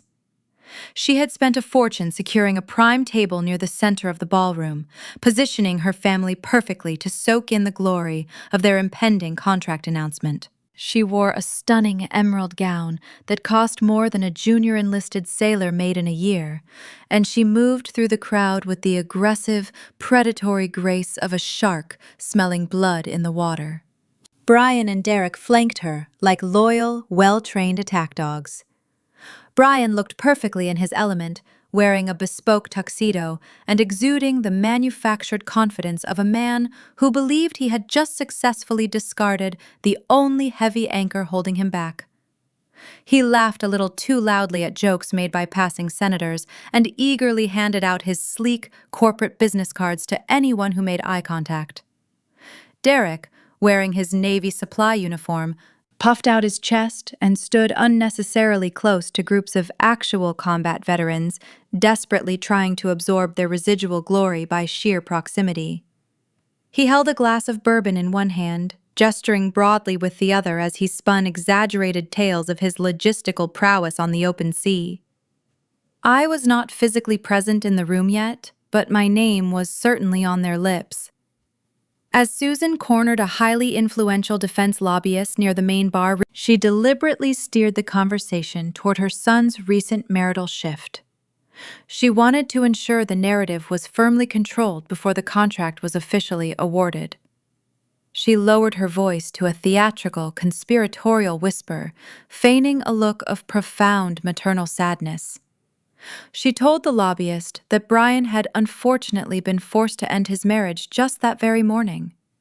She spun a pathetic fictional tale about how I was a fragile, disgraced desk clerk working a low-level administrative job on a local base.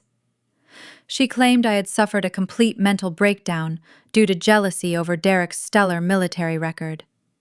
Brian chimed in seamlessly, shaking his head with a practiced look of solemn regret. He told the lobbyist that I simply could not handle the intense pressure of being associated with such a high-performing elite family. He painted himself as the long-suffering, generous husband who had finally been forced to cut ties to protect his family's pristine reputation. Derek smirked into his bourbon glass, adding that the military was currently investigating me for inappropriate conduct and that I would likely be scrubbing toilets for the rest of my miserable civilian life. They were entirely in their element, actively destroying my character to build a pedestal for themselves, completely oblivious to the massive storm front currently marching toward their front door. The gala was operating at peak volume. A brass band played softly from an elevated stage, fighting to be heard over the hundreds of overlapping, boastful conversations. Waiters in crisp white jackets navigated the crowded floor with silver trays of hors d'oeuvres. Susan had just signaled for another round of champagne, ready to toast their imminent victory, when the atmosphere in the grand ballroom began to undergo a sudden, bizarre transformation. It did not happen all at once. It started near the massive double oak doors at the rear of the hall. The brass band finished a song, and in the brief pause the heavy doors were pushed open by two armed military police officers. They stepped inside, moving with a rigid, synchronized discipline that instantly caught the attention of the 4-star generals standing near the entrance. The conversation in that immediate vicinity simply stopped. The silence was absolute, and it began to ripple outward through the massive room like a physical wave. The politicians stopped mid-sentence. The defense contractors turned their heads. One by one, the elite guests ceased their networking and looked toward the back of the room. The sudden hush was so profound, so unnatural for a gathering of that size, that even the waitstaff froze in place, holding their trays perfectly still. I stepped through the double doors and crossed the threshold into the ballroom. I was not wearing the faded jeans and sweaters my husband was accustomed to seeing me in. I was not wearing the invisible, unremarkable civilian disguise I had utilized to gather intelligence in their home. I was dressed in the absolute immaculate perfection of my full navy dress whites. The bright, stark white fabric of the uniform was pressed to razor-sharp precision, contrasting deeply with the warm, golden lighting of the chandeliers overhead. The polished gold buttons gleamed, but they were nothing compared to the heavy weight resting on my shoulders. Secured firmly to my shoulder boards was the undeniable, gleaming gold oak leaf of a lieutenant commander. Pinned perfectly above my left breast pocket was a heavy stacked rack of ribbons and medals that told the entire classified story of the last decade of my life. The bronze star caught the light, a silent testament to operations executed in the darkest corners of the globe. Beside it sat the Defense Superior Service Medal, and below the unmistakable colors of the Combat Action Ribbon. I did not walk with the quiet, submissive shuffle Brian demanded at home. I moved forward with the measured, predatory glide of a highly decorated intelligence operative who owned every single inch of the ground she walked on. The high-ranking military officials in the room, men and women who actually understood the profound, bloody sacrifice required to earn that specific combination of hardware, immediately straightened their posture. A low, respectful murmur washed through the military brass. They recognized a top-tier operator when they saw one. Susan, Brian, and Derek were standing near the exact center of the room, their backs initially turned to the main entrance. When the unnatural silence finally reached their inner circle, Brian frowned in visible confusion. He turned around, a condescending remark likely sitting right on the tip of his tongue, annoyed that the attention of the room had been pulled away from his family. His eyes swept across the parted crowd and landed directly on me. He saw the stark white uniform. He saw the bright gold oak leaf of a superior-ranking officer. He saw the unmistakable combat medals resting heavy on my chest. He saw the quiet, obedient woman he thought he had completely discarded like absolute garbage, marching toward him like an unstoppable, avenging force of nature. Brian stopped breathing. The blood drained from his face, leaving his skin a sickly, ashen gray. The muscles in his right hand went completely slack. The expensive crystal champagne flute slipped straight through his numb fingers, plummeting toward the polished hardwood floor. It hit the ground with a sharp, violent crack, shattering into 100 glittering pieces as he stared at the powerful woman he thought was an absolute nobody. The sharp sound of shattering crystal echoed through the massive space, breaking the spell over the immediate crowd. Waiters scrambled to clean up the mess at Brian's feet, but he did not look down. His jaw worked silently, his eyes wide and unblinking, paralyzed by the staggering reality of my presence. The narrative he had spent the last hour spinning to the aerospace executives completely disintegrated in real time.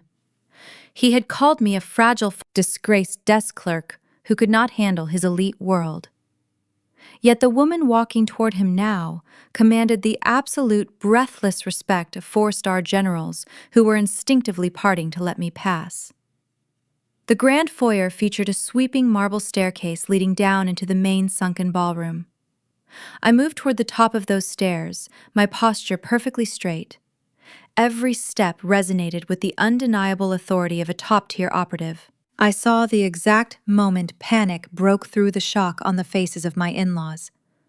Susan grabbed Brian's arm, her manicured nails digging into his tuxedo, as she realized their coronation was collapsing. But it was Derek who reacted with the aggressive desperation of a cornered animal.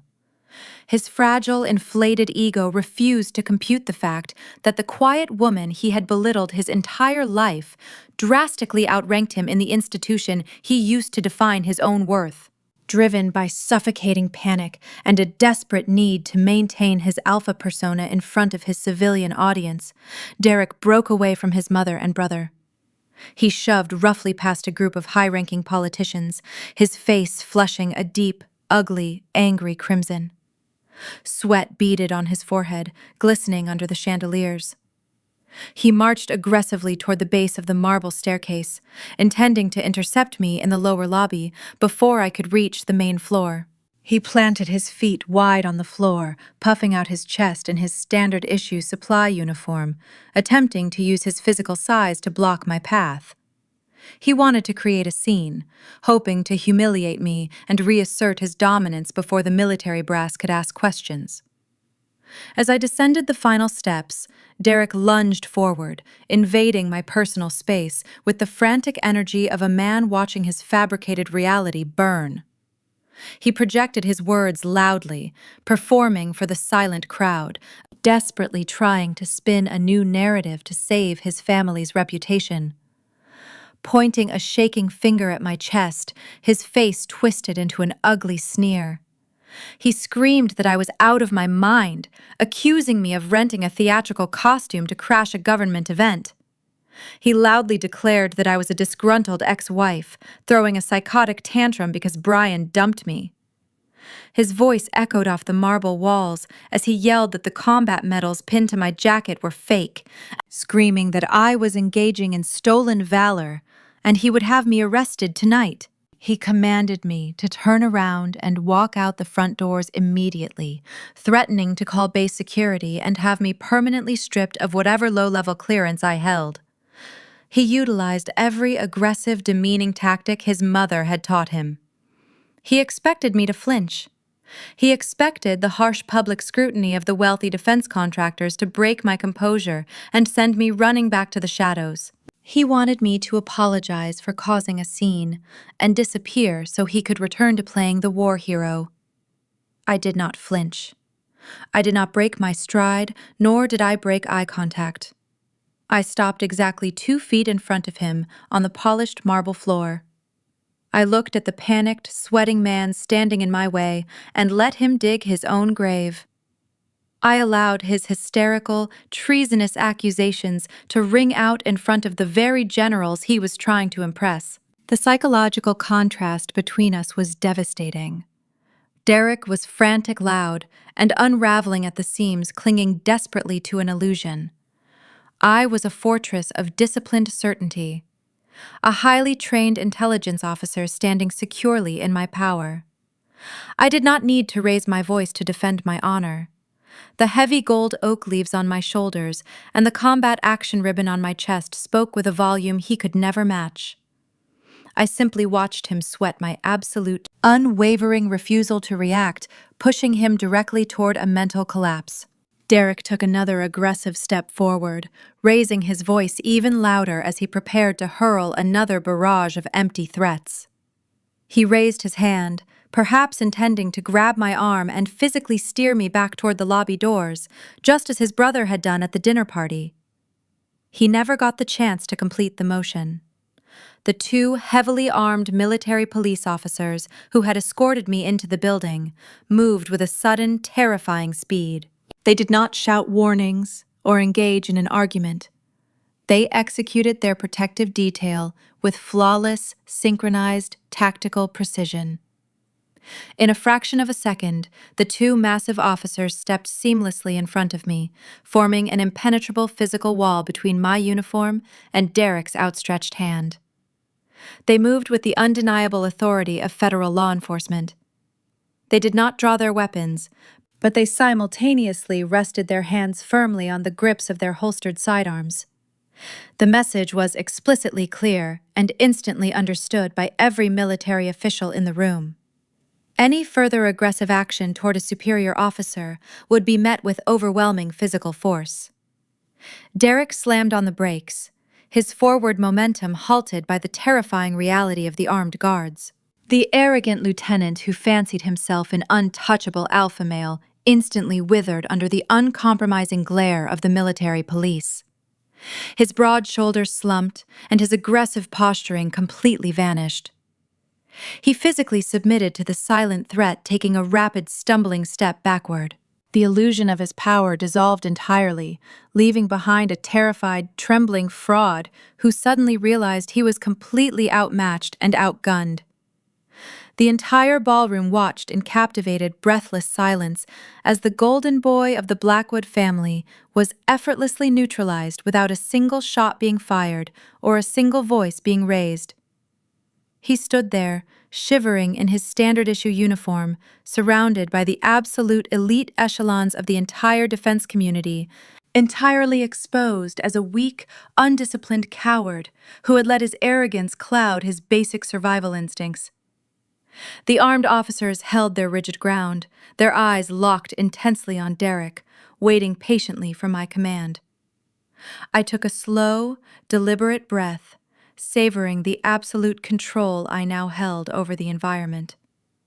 I stepped forward, moving smoothly into the small gap between the 2 military police officers. I reached down and calmly adjusted the cuffs of my immaculate white uniform jacket, brushing away a non-existent piece of lint with slow, practiced elegance. The gesture was a deliberate display of total nonchalance, highlighting just how little of a threat he actually posed to me in this arena. I raised my head, my eyes locking directly onto his panicked, sweating face. The air between us turned incredibly cold. I let the heavy silence stretch for one more agonizing second, ensuring the high-ranking generals standing nearby could hear every single syllable clearly. I spoke with a quiet, lethal authority that carried the full crushing weight of the United States Navy. "You will stand at attention when you address a superior officer, Lieutenant." The command hit Derek with the force of a physical blow. For a fraction of a second, his civilian arrogance tried to fight back, his face twisting in a desperate attempt to maintain his pride. but the ingrained reflexes of his military training, combined with the terrifying presence of the armed military police officers flanking me, completely overrode his ego. His body betrayed him before his mind could catch up. His heels snapped together on the polished marble floor.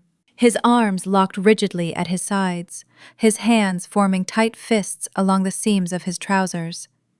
His chin jerked upward, his eyes staring blankly at the wall just above my head.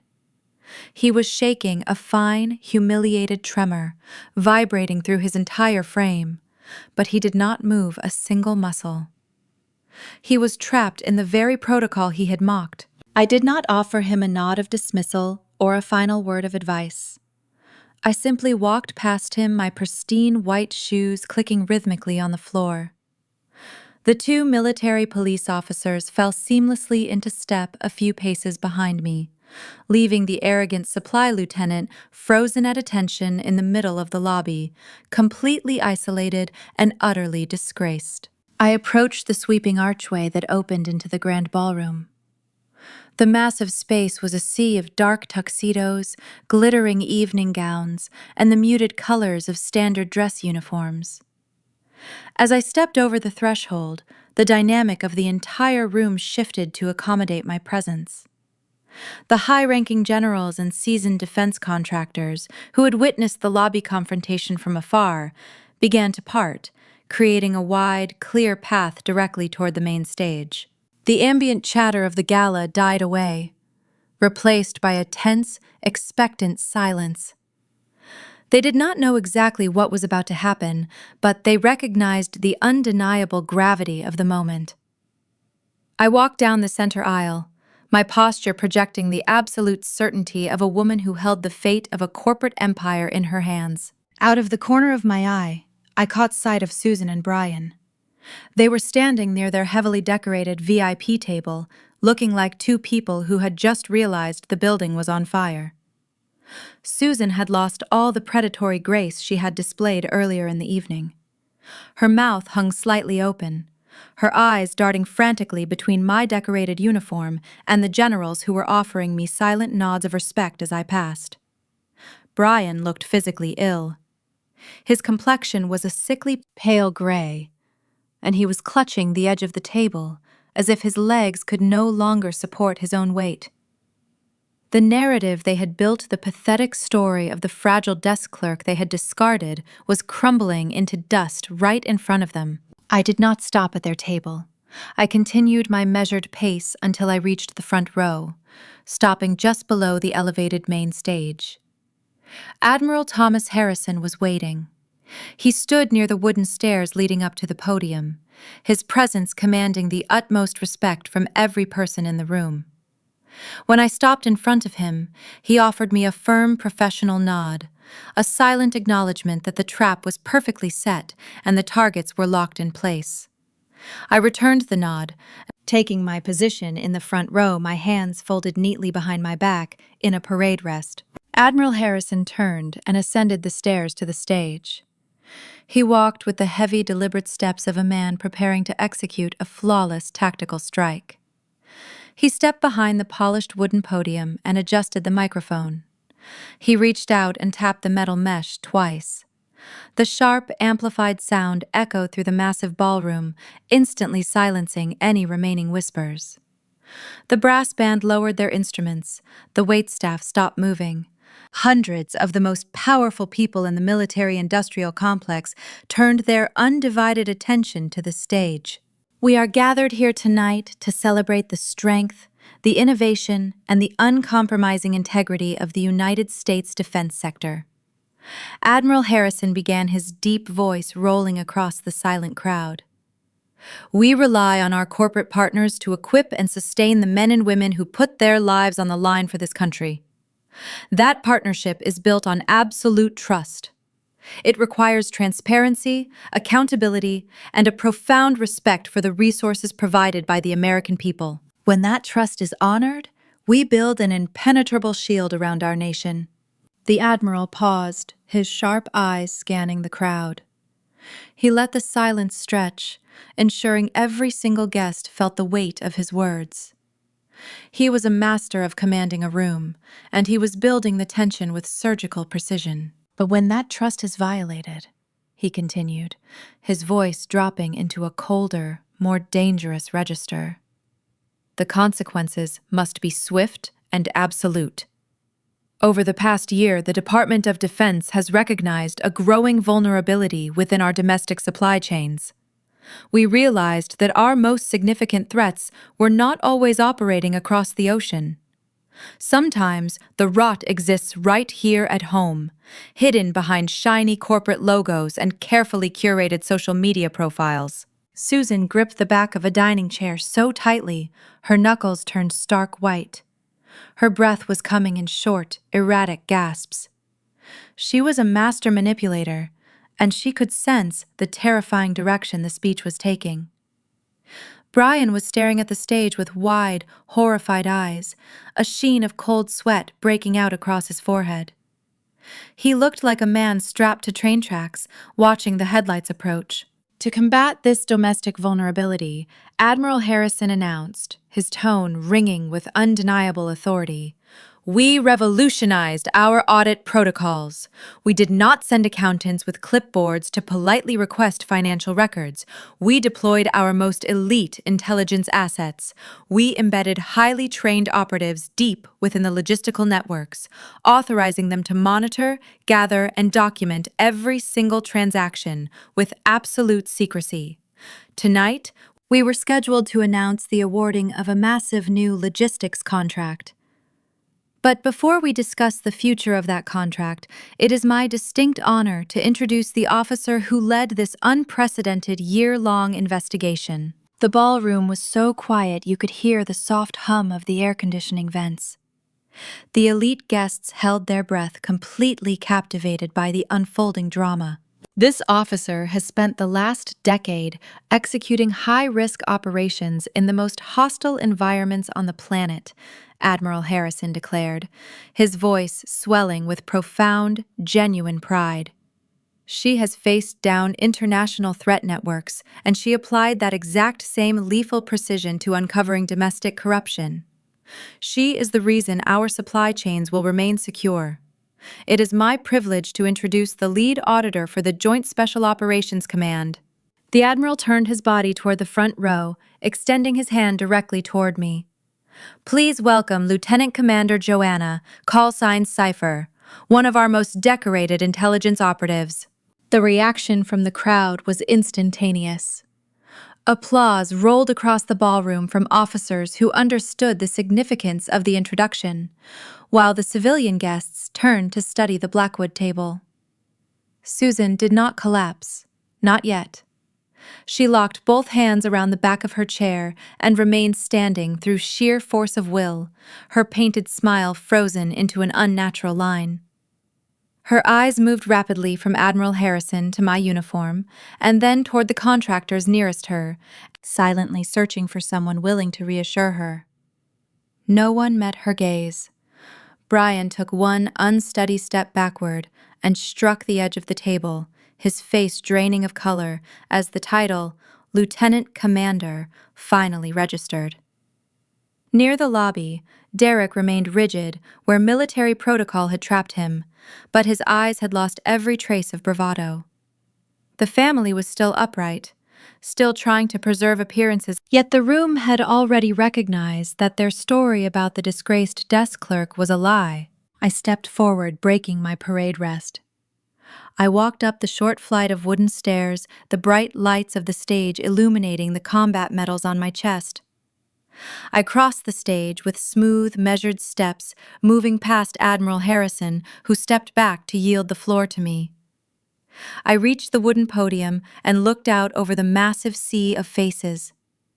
I scanned the crowd until my eyes locked directly onto Susan and Brian, who were trembling at their table in the center of the room. I reached into the interior pocket of my dress-white jacket. I pulled out the thick, heavy, classified folder, the cover stamped with bold red ink, and placed it firmly onto the podium. The heavy red stamped folder landed on the polished wood of the podium with a solid, definitive thud. The sound carried across the cavernous ballroom, echoing through the absolute silence like a judge striking a gavel to finalize a severe and inescapable sentence. I did not open the file immediately.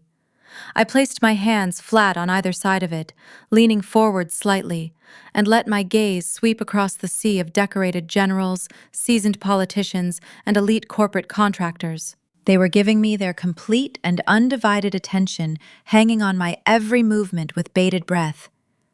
Finally, I lowered my eyes to the center table where my soon-to-be ex-husband and his mother were visibly trembling under the harsh glare of the spotlight.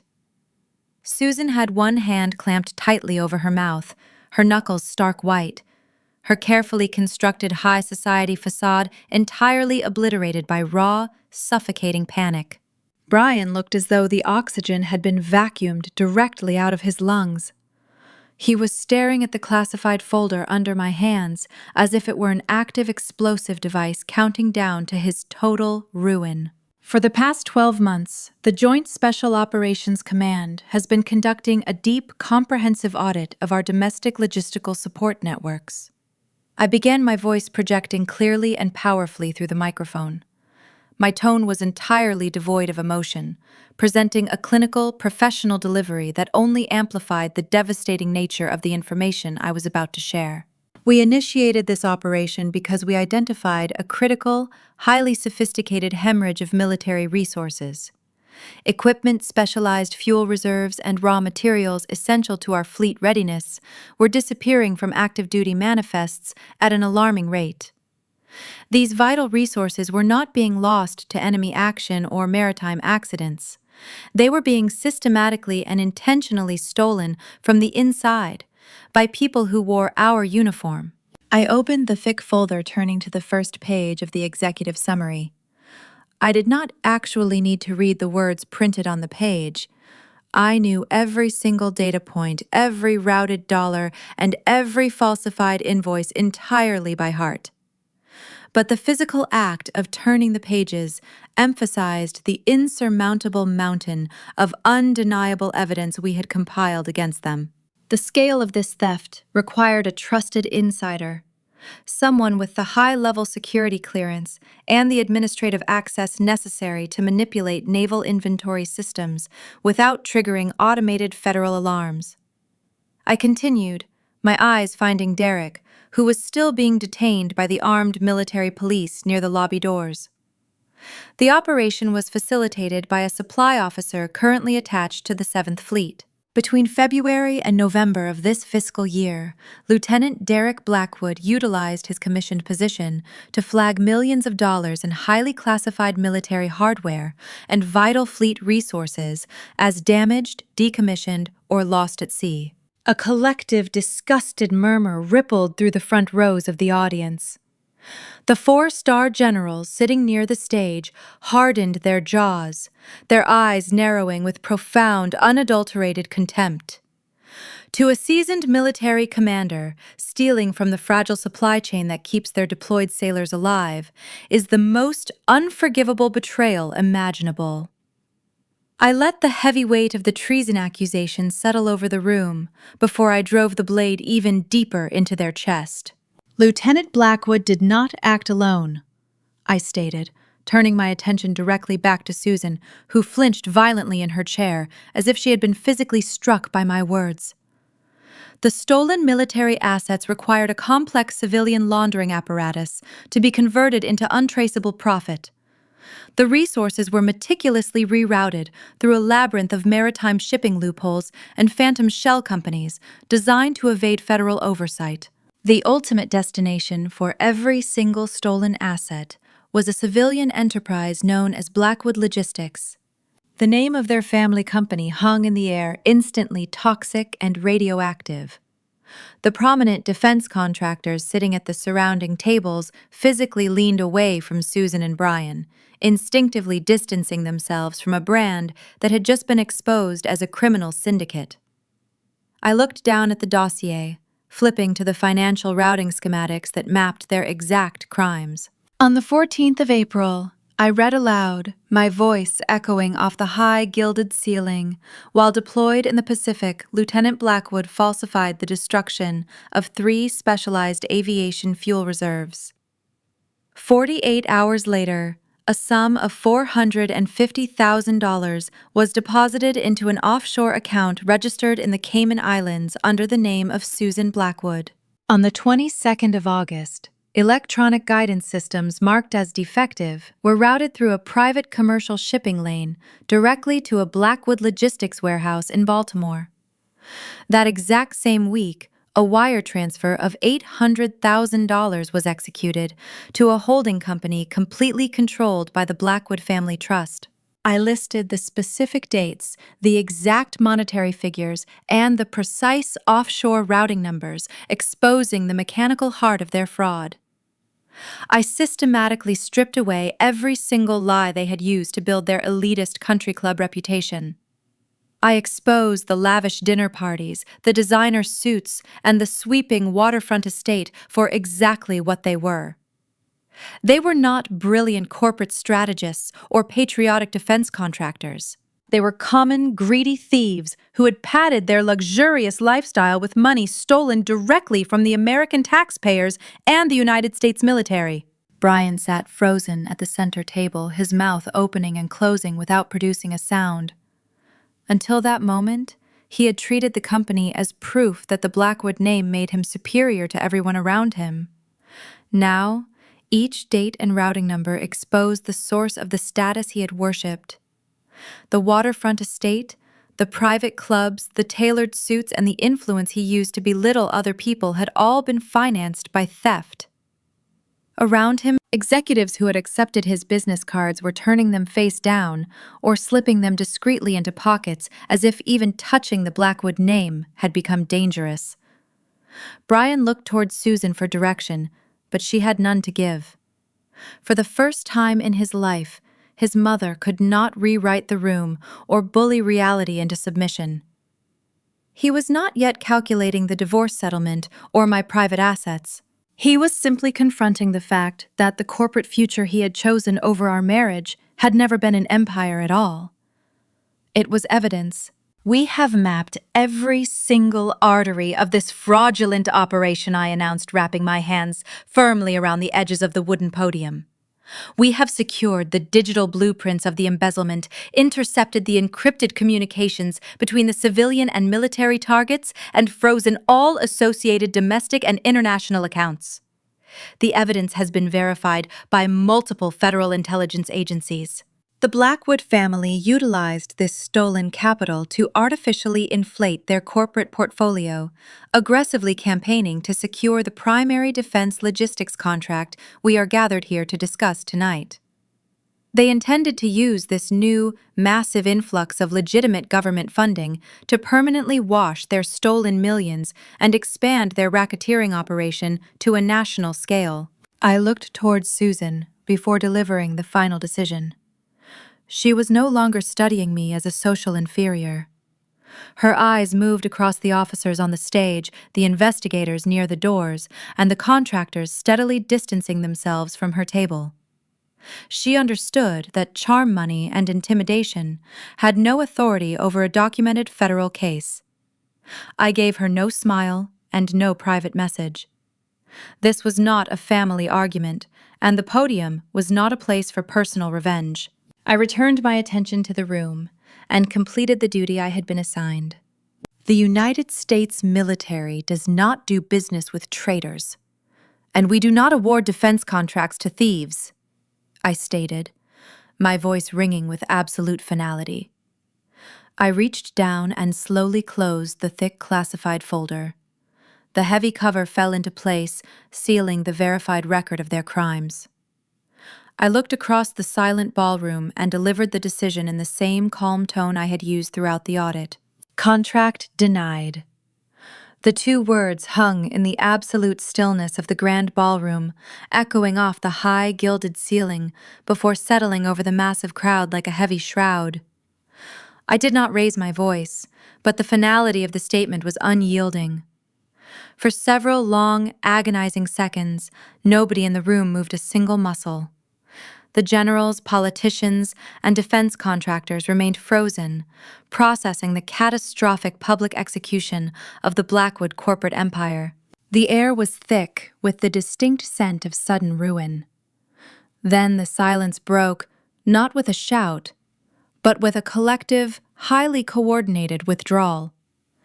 It was a brutal display of ruthless corporate self-preservation. The executives sitting at the tables immediately adjacent to my in-laws began to physically shift their heavy dining chairs away. They turned their shoulders, averting their eyes, instantly severing any perceived social or professional ties to a family that had just been exposed as federal criminals. The Blackwoods were suddenly an island of contagion in the middle of the room. The people who had been laughing with them just 20 minutes ago now looked at them with profound, undisguised disgust. Susan was the first to physically break under the crushing weight of the revelation. Her legs, completely deprived of their arrogant strength, gave out entirely. She collapsed back into her velvet dining chair with a harsh gasp, her manicured hands flying up to clutch frantically at the expensive diamond necklace resting against her throat. The stunning emerald gown she wore, which had looked so regal just 30 minutes ago, now seemed like a ridiculous costume mocking her rapid downfall. She was hyperventilating, her chest heaving violently as she stared at the empty space just above my head. She was a woman who had built her entire identity on the foundation of her social standing and her corporate bank accounts.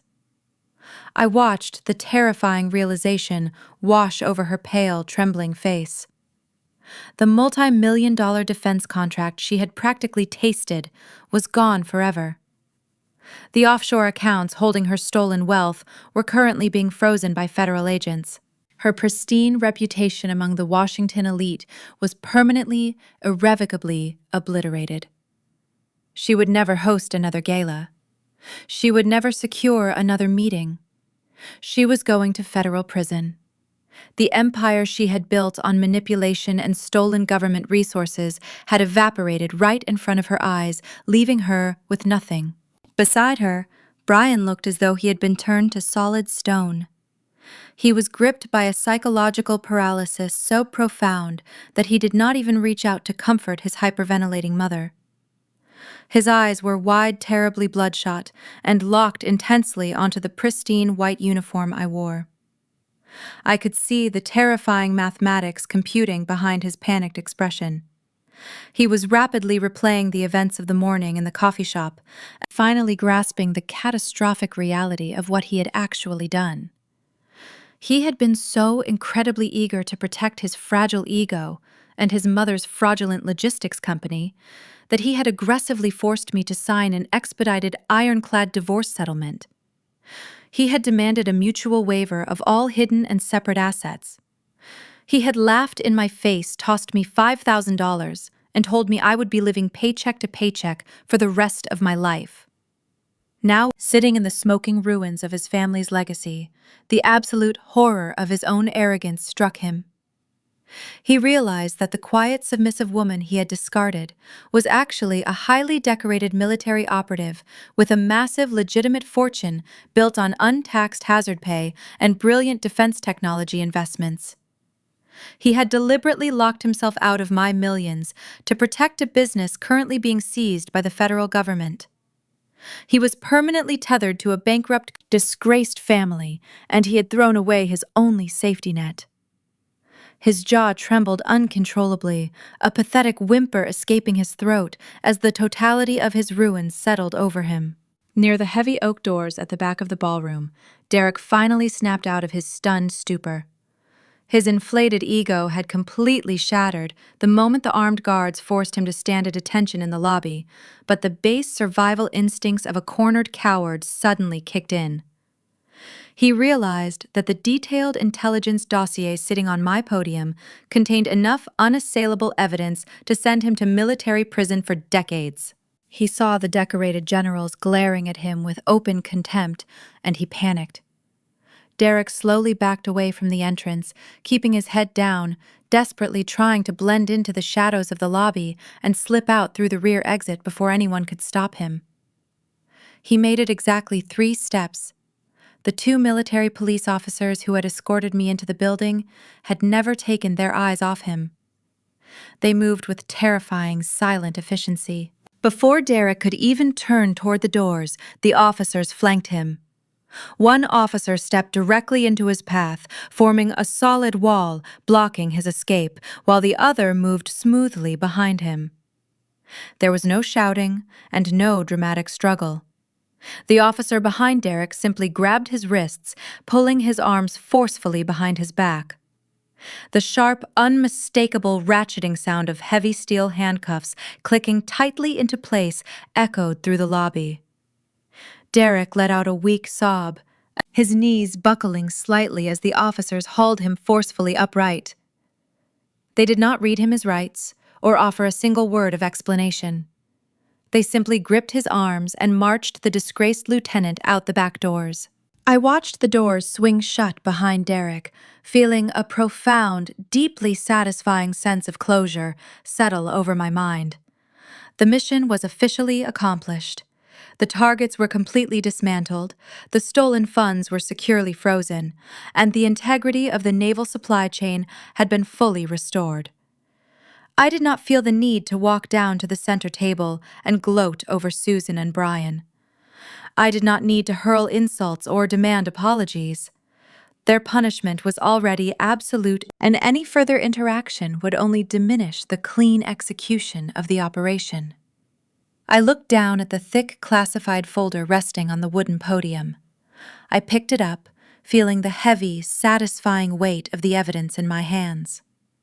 I turned away from the crowd and faced Admiral Harrison, who had been standing quietly at the edge of the stage, watching the tactical dismantling of the Blackwood family with a grim, approving expression. I walked over to the Admiral and extended the red-stamped dossier toward him. He reached out and took the folder, his grip firm and deeply respectful. He looked at me, his eyes conveying a deep gratitude for neutralizing a threat that had compromised his fleet. I took a sharp step backward, bringing my heels together on the wooden stage. I raised my hand and delivered a crisp, perfect salute. Admiral Harrison immediately returned the salute, his posture rigidly displaying the highest level of military respect. I dropped my hand, turned, and walked away from the podium. I descended the stairs and walked straight down the center aisle of the ballroom. The crowd of generals and executives parted from me once again, offering silent nods of reverence as I passed. I walked out through the double doors, crossed the expansive marble lobby, and pushed through the glass front doors of the hotel into the cool, dark Washington night, my duty completely fulfilled. The drive from the nation's capital back to the Maryland coast took just over an hour, but the psychological distance covered felt like light years. I slept deeply and dreamlessly in my quarters. The heavy, suffocating anxiety of the past 3 years finally washed clean from my mind.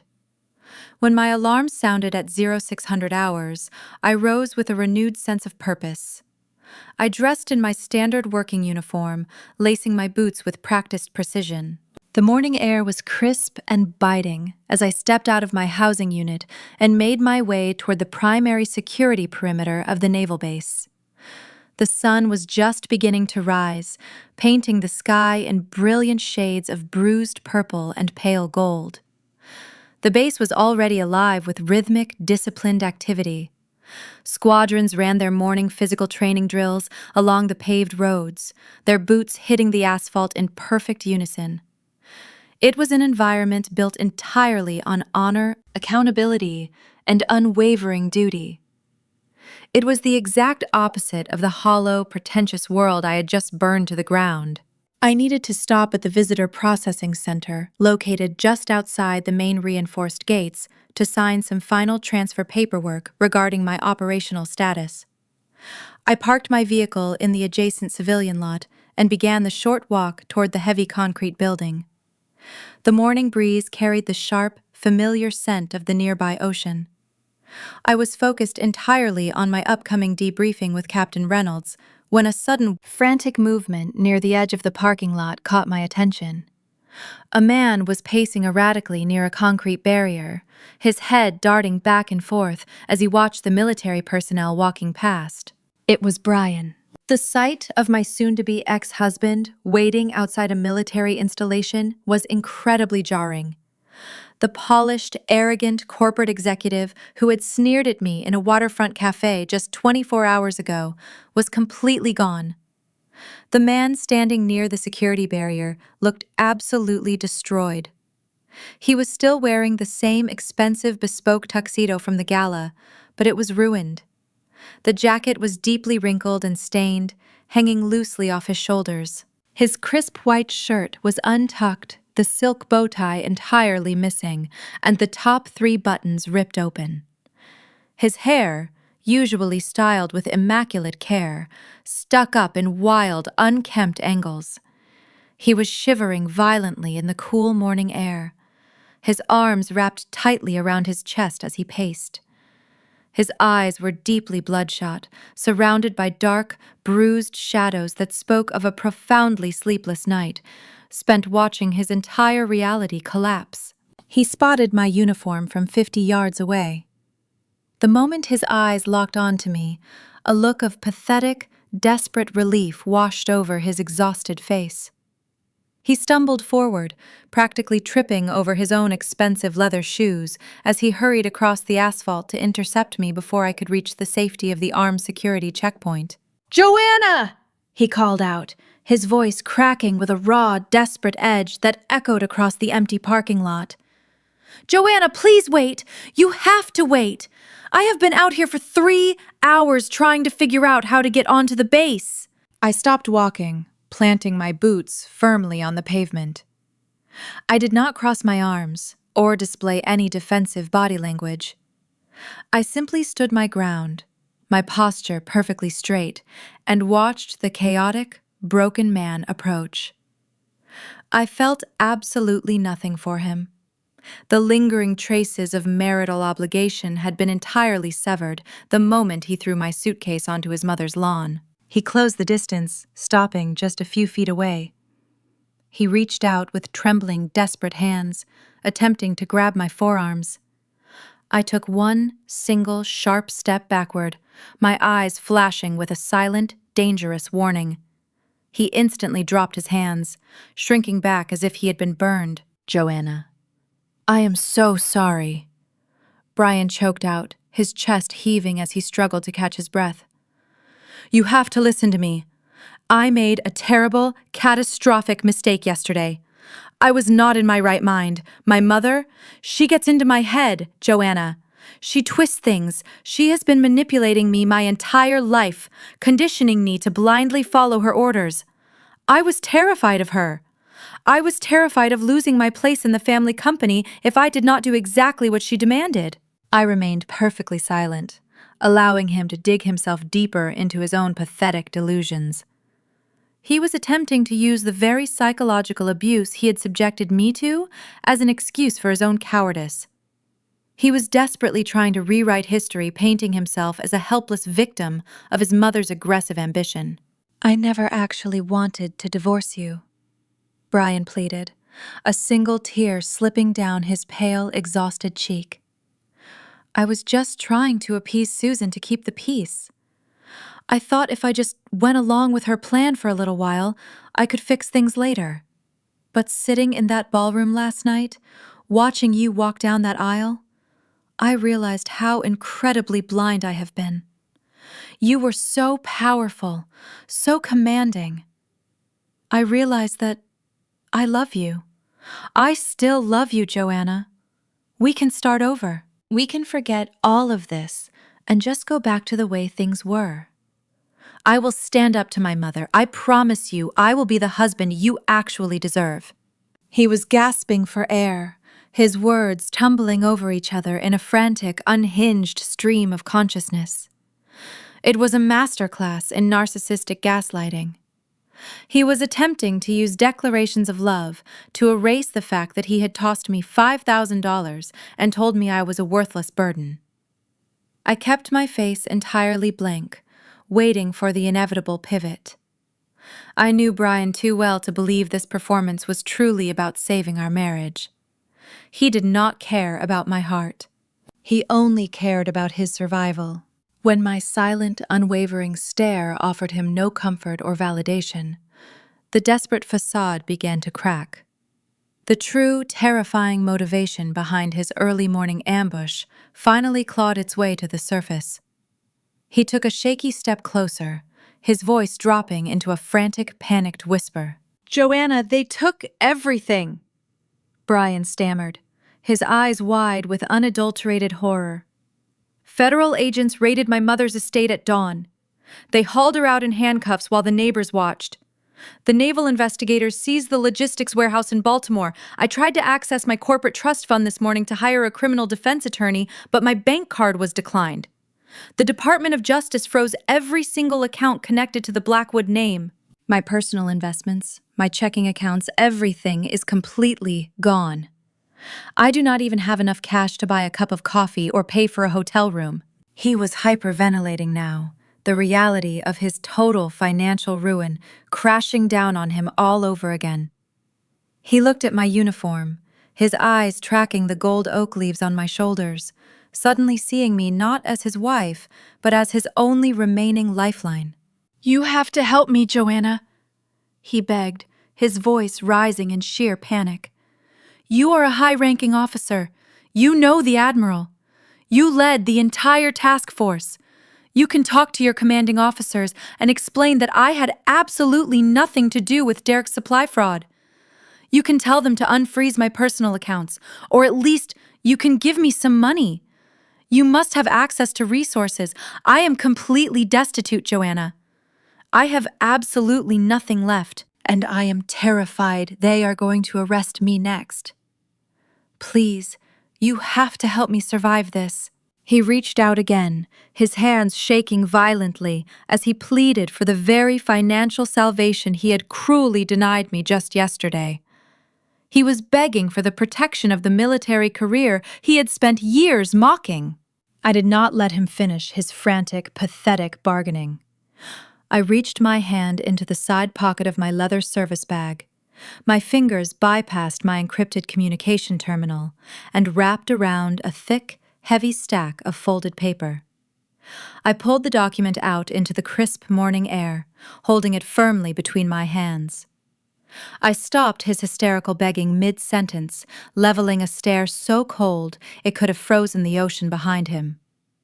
I slowly unfolded the expedited, notarized legal agreement ensuring the signature line faced directly toward him. Brian's eyes tracked the document. I held up the paper, letting the morning breeze catch the heavy stalk. "Do you recognize this, Brian?" I asked, keeping my voice conversational and completely devoid of sympathy. "It is the mutual waiver you forced me to sign yesterday in that pretentious coffee shop. The one your mother's aggressive attorneys drafted to ensure I walked away with a pathetic $5,000 while leaving your precious corporate empire completely untouched." He stared at the paper, his mouth opening and closing as confusion warred with his mounting panic. "I do not understand," he stammered. "Why are you showing me that now? It is worthless. My accounts are frozen." "It is not worthless to me," I corrected him smoothly. "You see, by drafting such an incredibly ironclad aggressive mutual waiver to protect your assets, you legally guaranteed that neither of us could ever seek discovery or claim any hidden independent portfolios held by the other." I took a deliberate step forward. "Because of my covert deployments in active combat zones over the last decade, I receive massive, untaxed hazard pay. I invested all of it in high-yield defense technology long before we even met. My actual net worth eclipses your frozen corporate trust fund by a staggering margin." I watched the realization hit him like a physical strike to the chest. The blood completely drained from his face as the sheer magnitude of his catastrophic miscalculation finally computed. "You wanted to protect your money from a poor, helpless government clerk," I said, my voice dropping into a tone of absolute icy pity.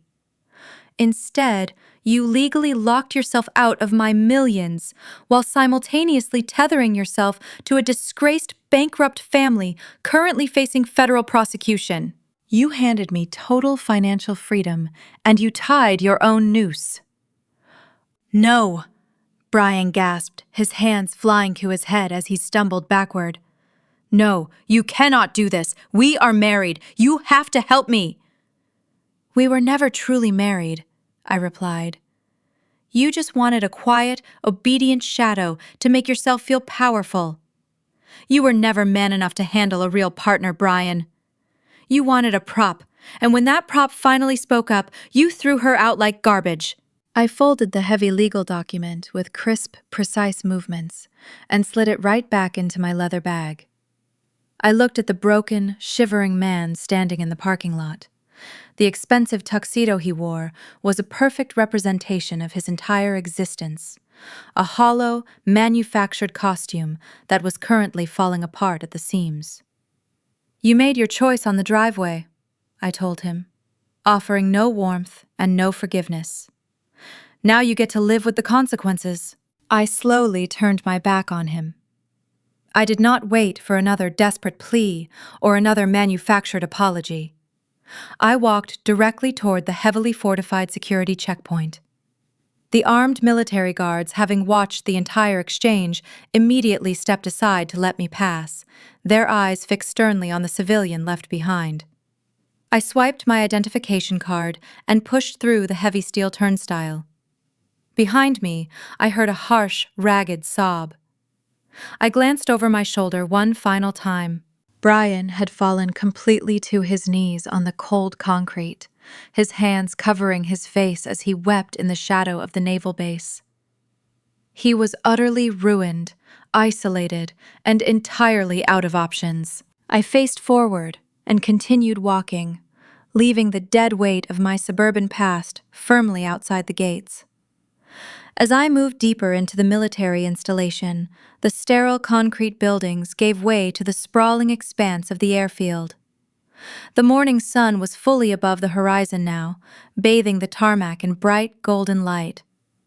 A massive military transport plane sat on the runway, its 4 heavy engines roaring to life with a deep, vibrating power that shook the ground beneath my boots. Waiting for me near the loading ramp was a team of operators dressed in tactical gear. They were men and women I had trusted with my life in the most dangerous corners of the world. Captain Reynolds stood at the base of the ramp, offering me a sharp, respectful salute as I approached. This was my true family. I returned the salute, adjusting the strap of my bag over my shoulder. I walked up the steep metal ramp and stepped purposefully into the cavernous belly of the waiting aircraft, completely ready for my next real mission. The hardest lesson I learned from my time in the military and my marriage to Brian is that your true value does not depend on the recognition of arrogant people. For years I stayed quiet. I folded myself into the background and allowed my in-laws to treat me like an invisible burden. I thought that keeping the peace was more important than protecting my own dignity. But peace built on your own submission is just a different kind of war. People like Susan and Derek build their entire lives around a fragile illusion of superiority. They demand that you shrink yourself down so they can feel tall. They will mistake your quiet discipline for weakness and your patience for surrender. Let them. The greatest advantage you can ever hold over toxic people is their absolute blindness to your actual strength. You never have to shout to prove you are powerful. You just have to know exactly who you are and wait for the right moment to let the truth speak for itself. When you finally stop accepting their disrespect, you will realize that the fear holding you back was just an illusion. You do not need the approval of people who only value you when you are small. You have the power to walk away from tables where respect is no longer being served. You can build your own beautiful safe harbor today. If you have ever been unfairly forced to hide your true inner strength to make a toxic family member feel comfortable, I want to hear from you. Tell me your story in the comments below. Please hit the like button and subscribe to this channel for more stories about claiming your independence. Share this video with someone who needs to remember their own incredible worth today.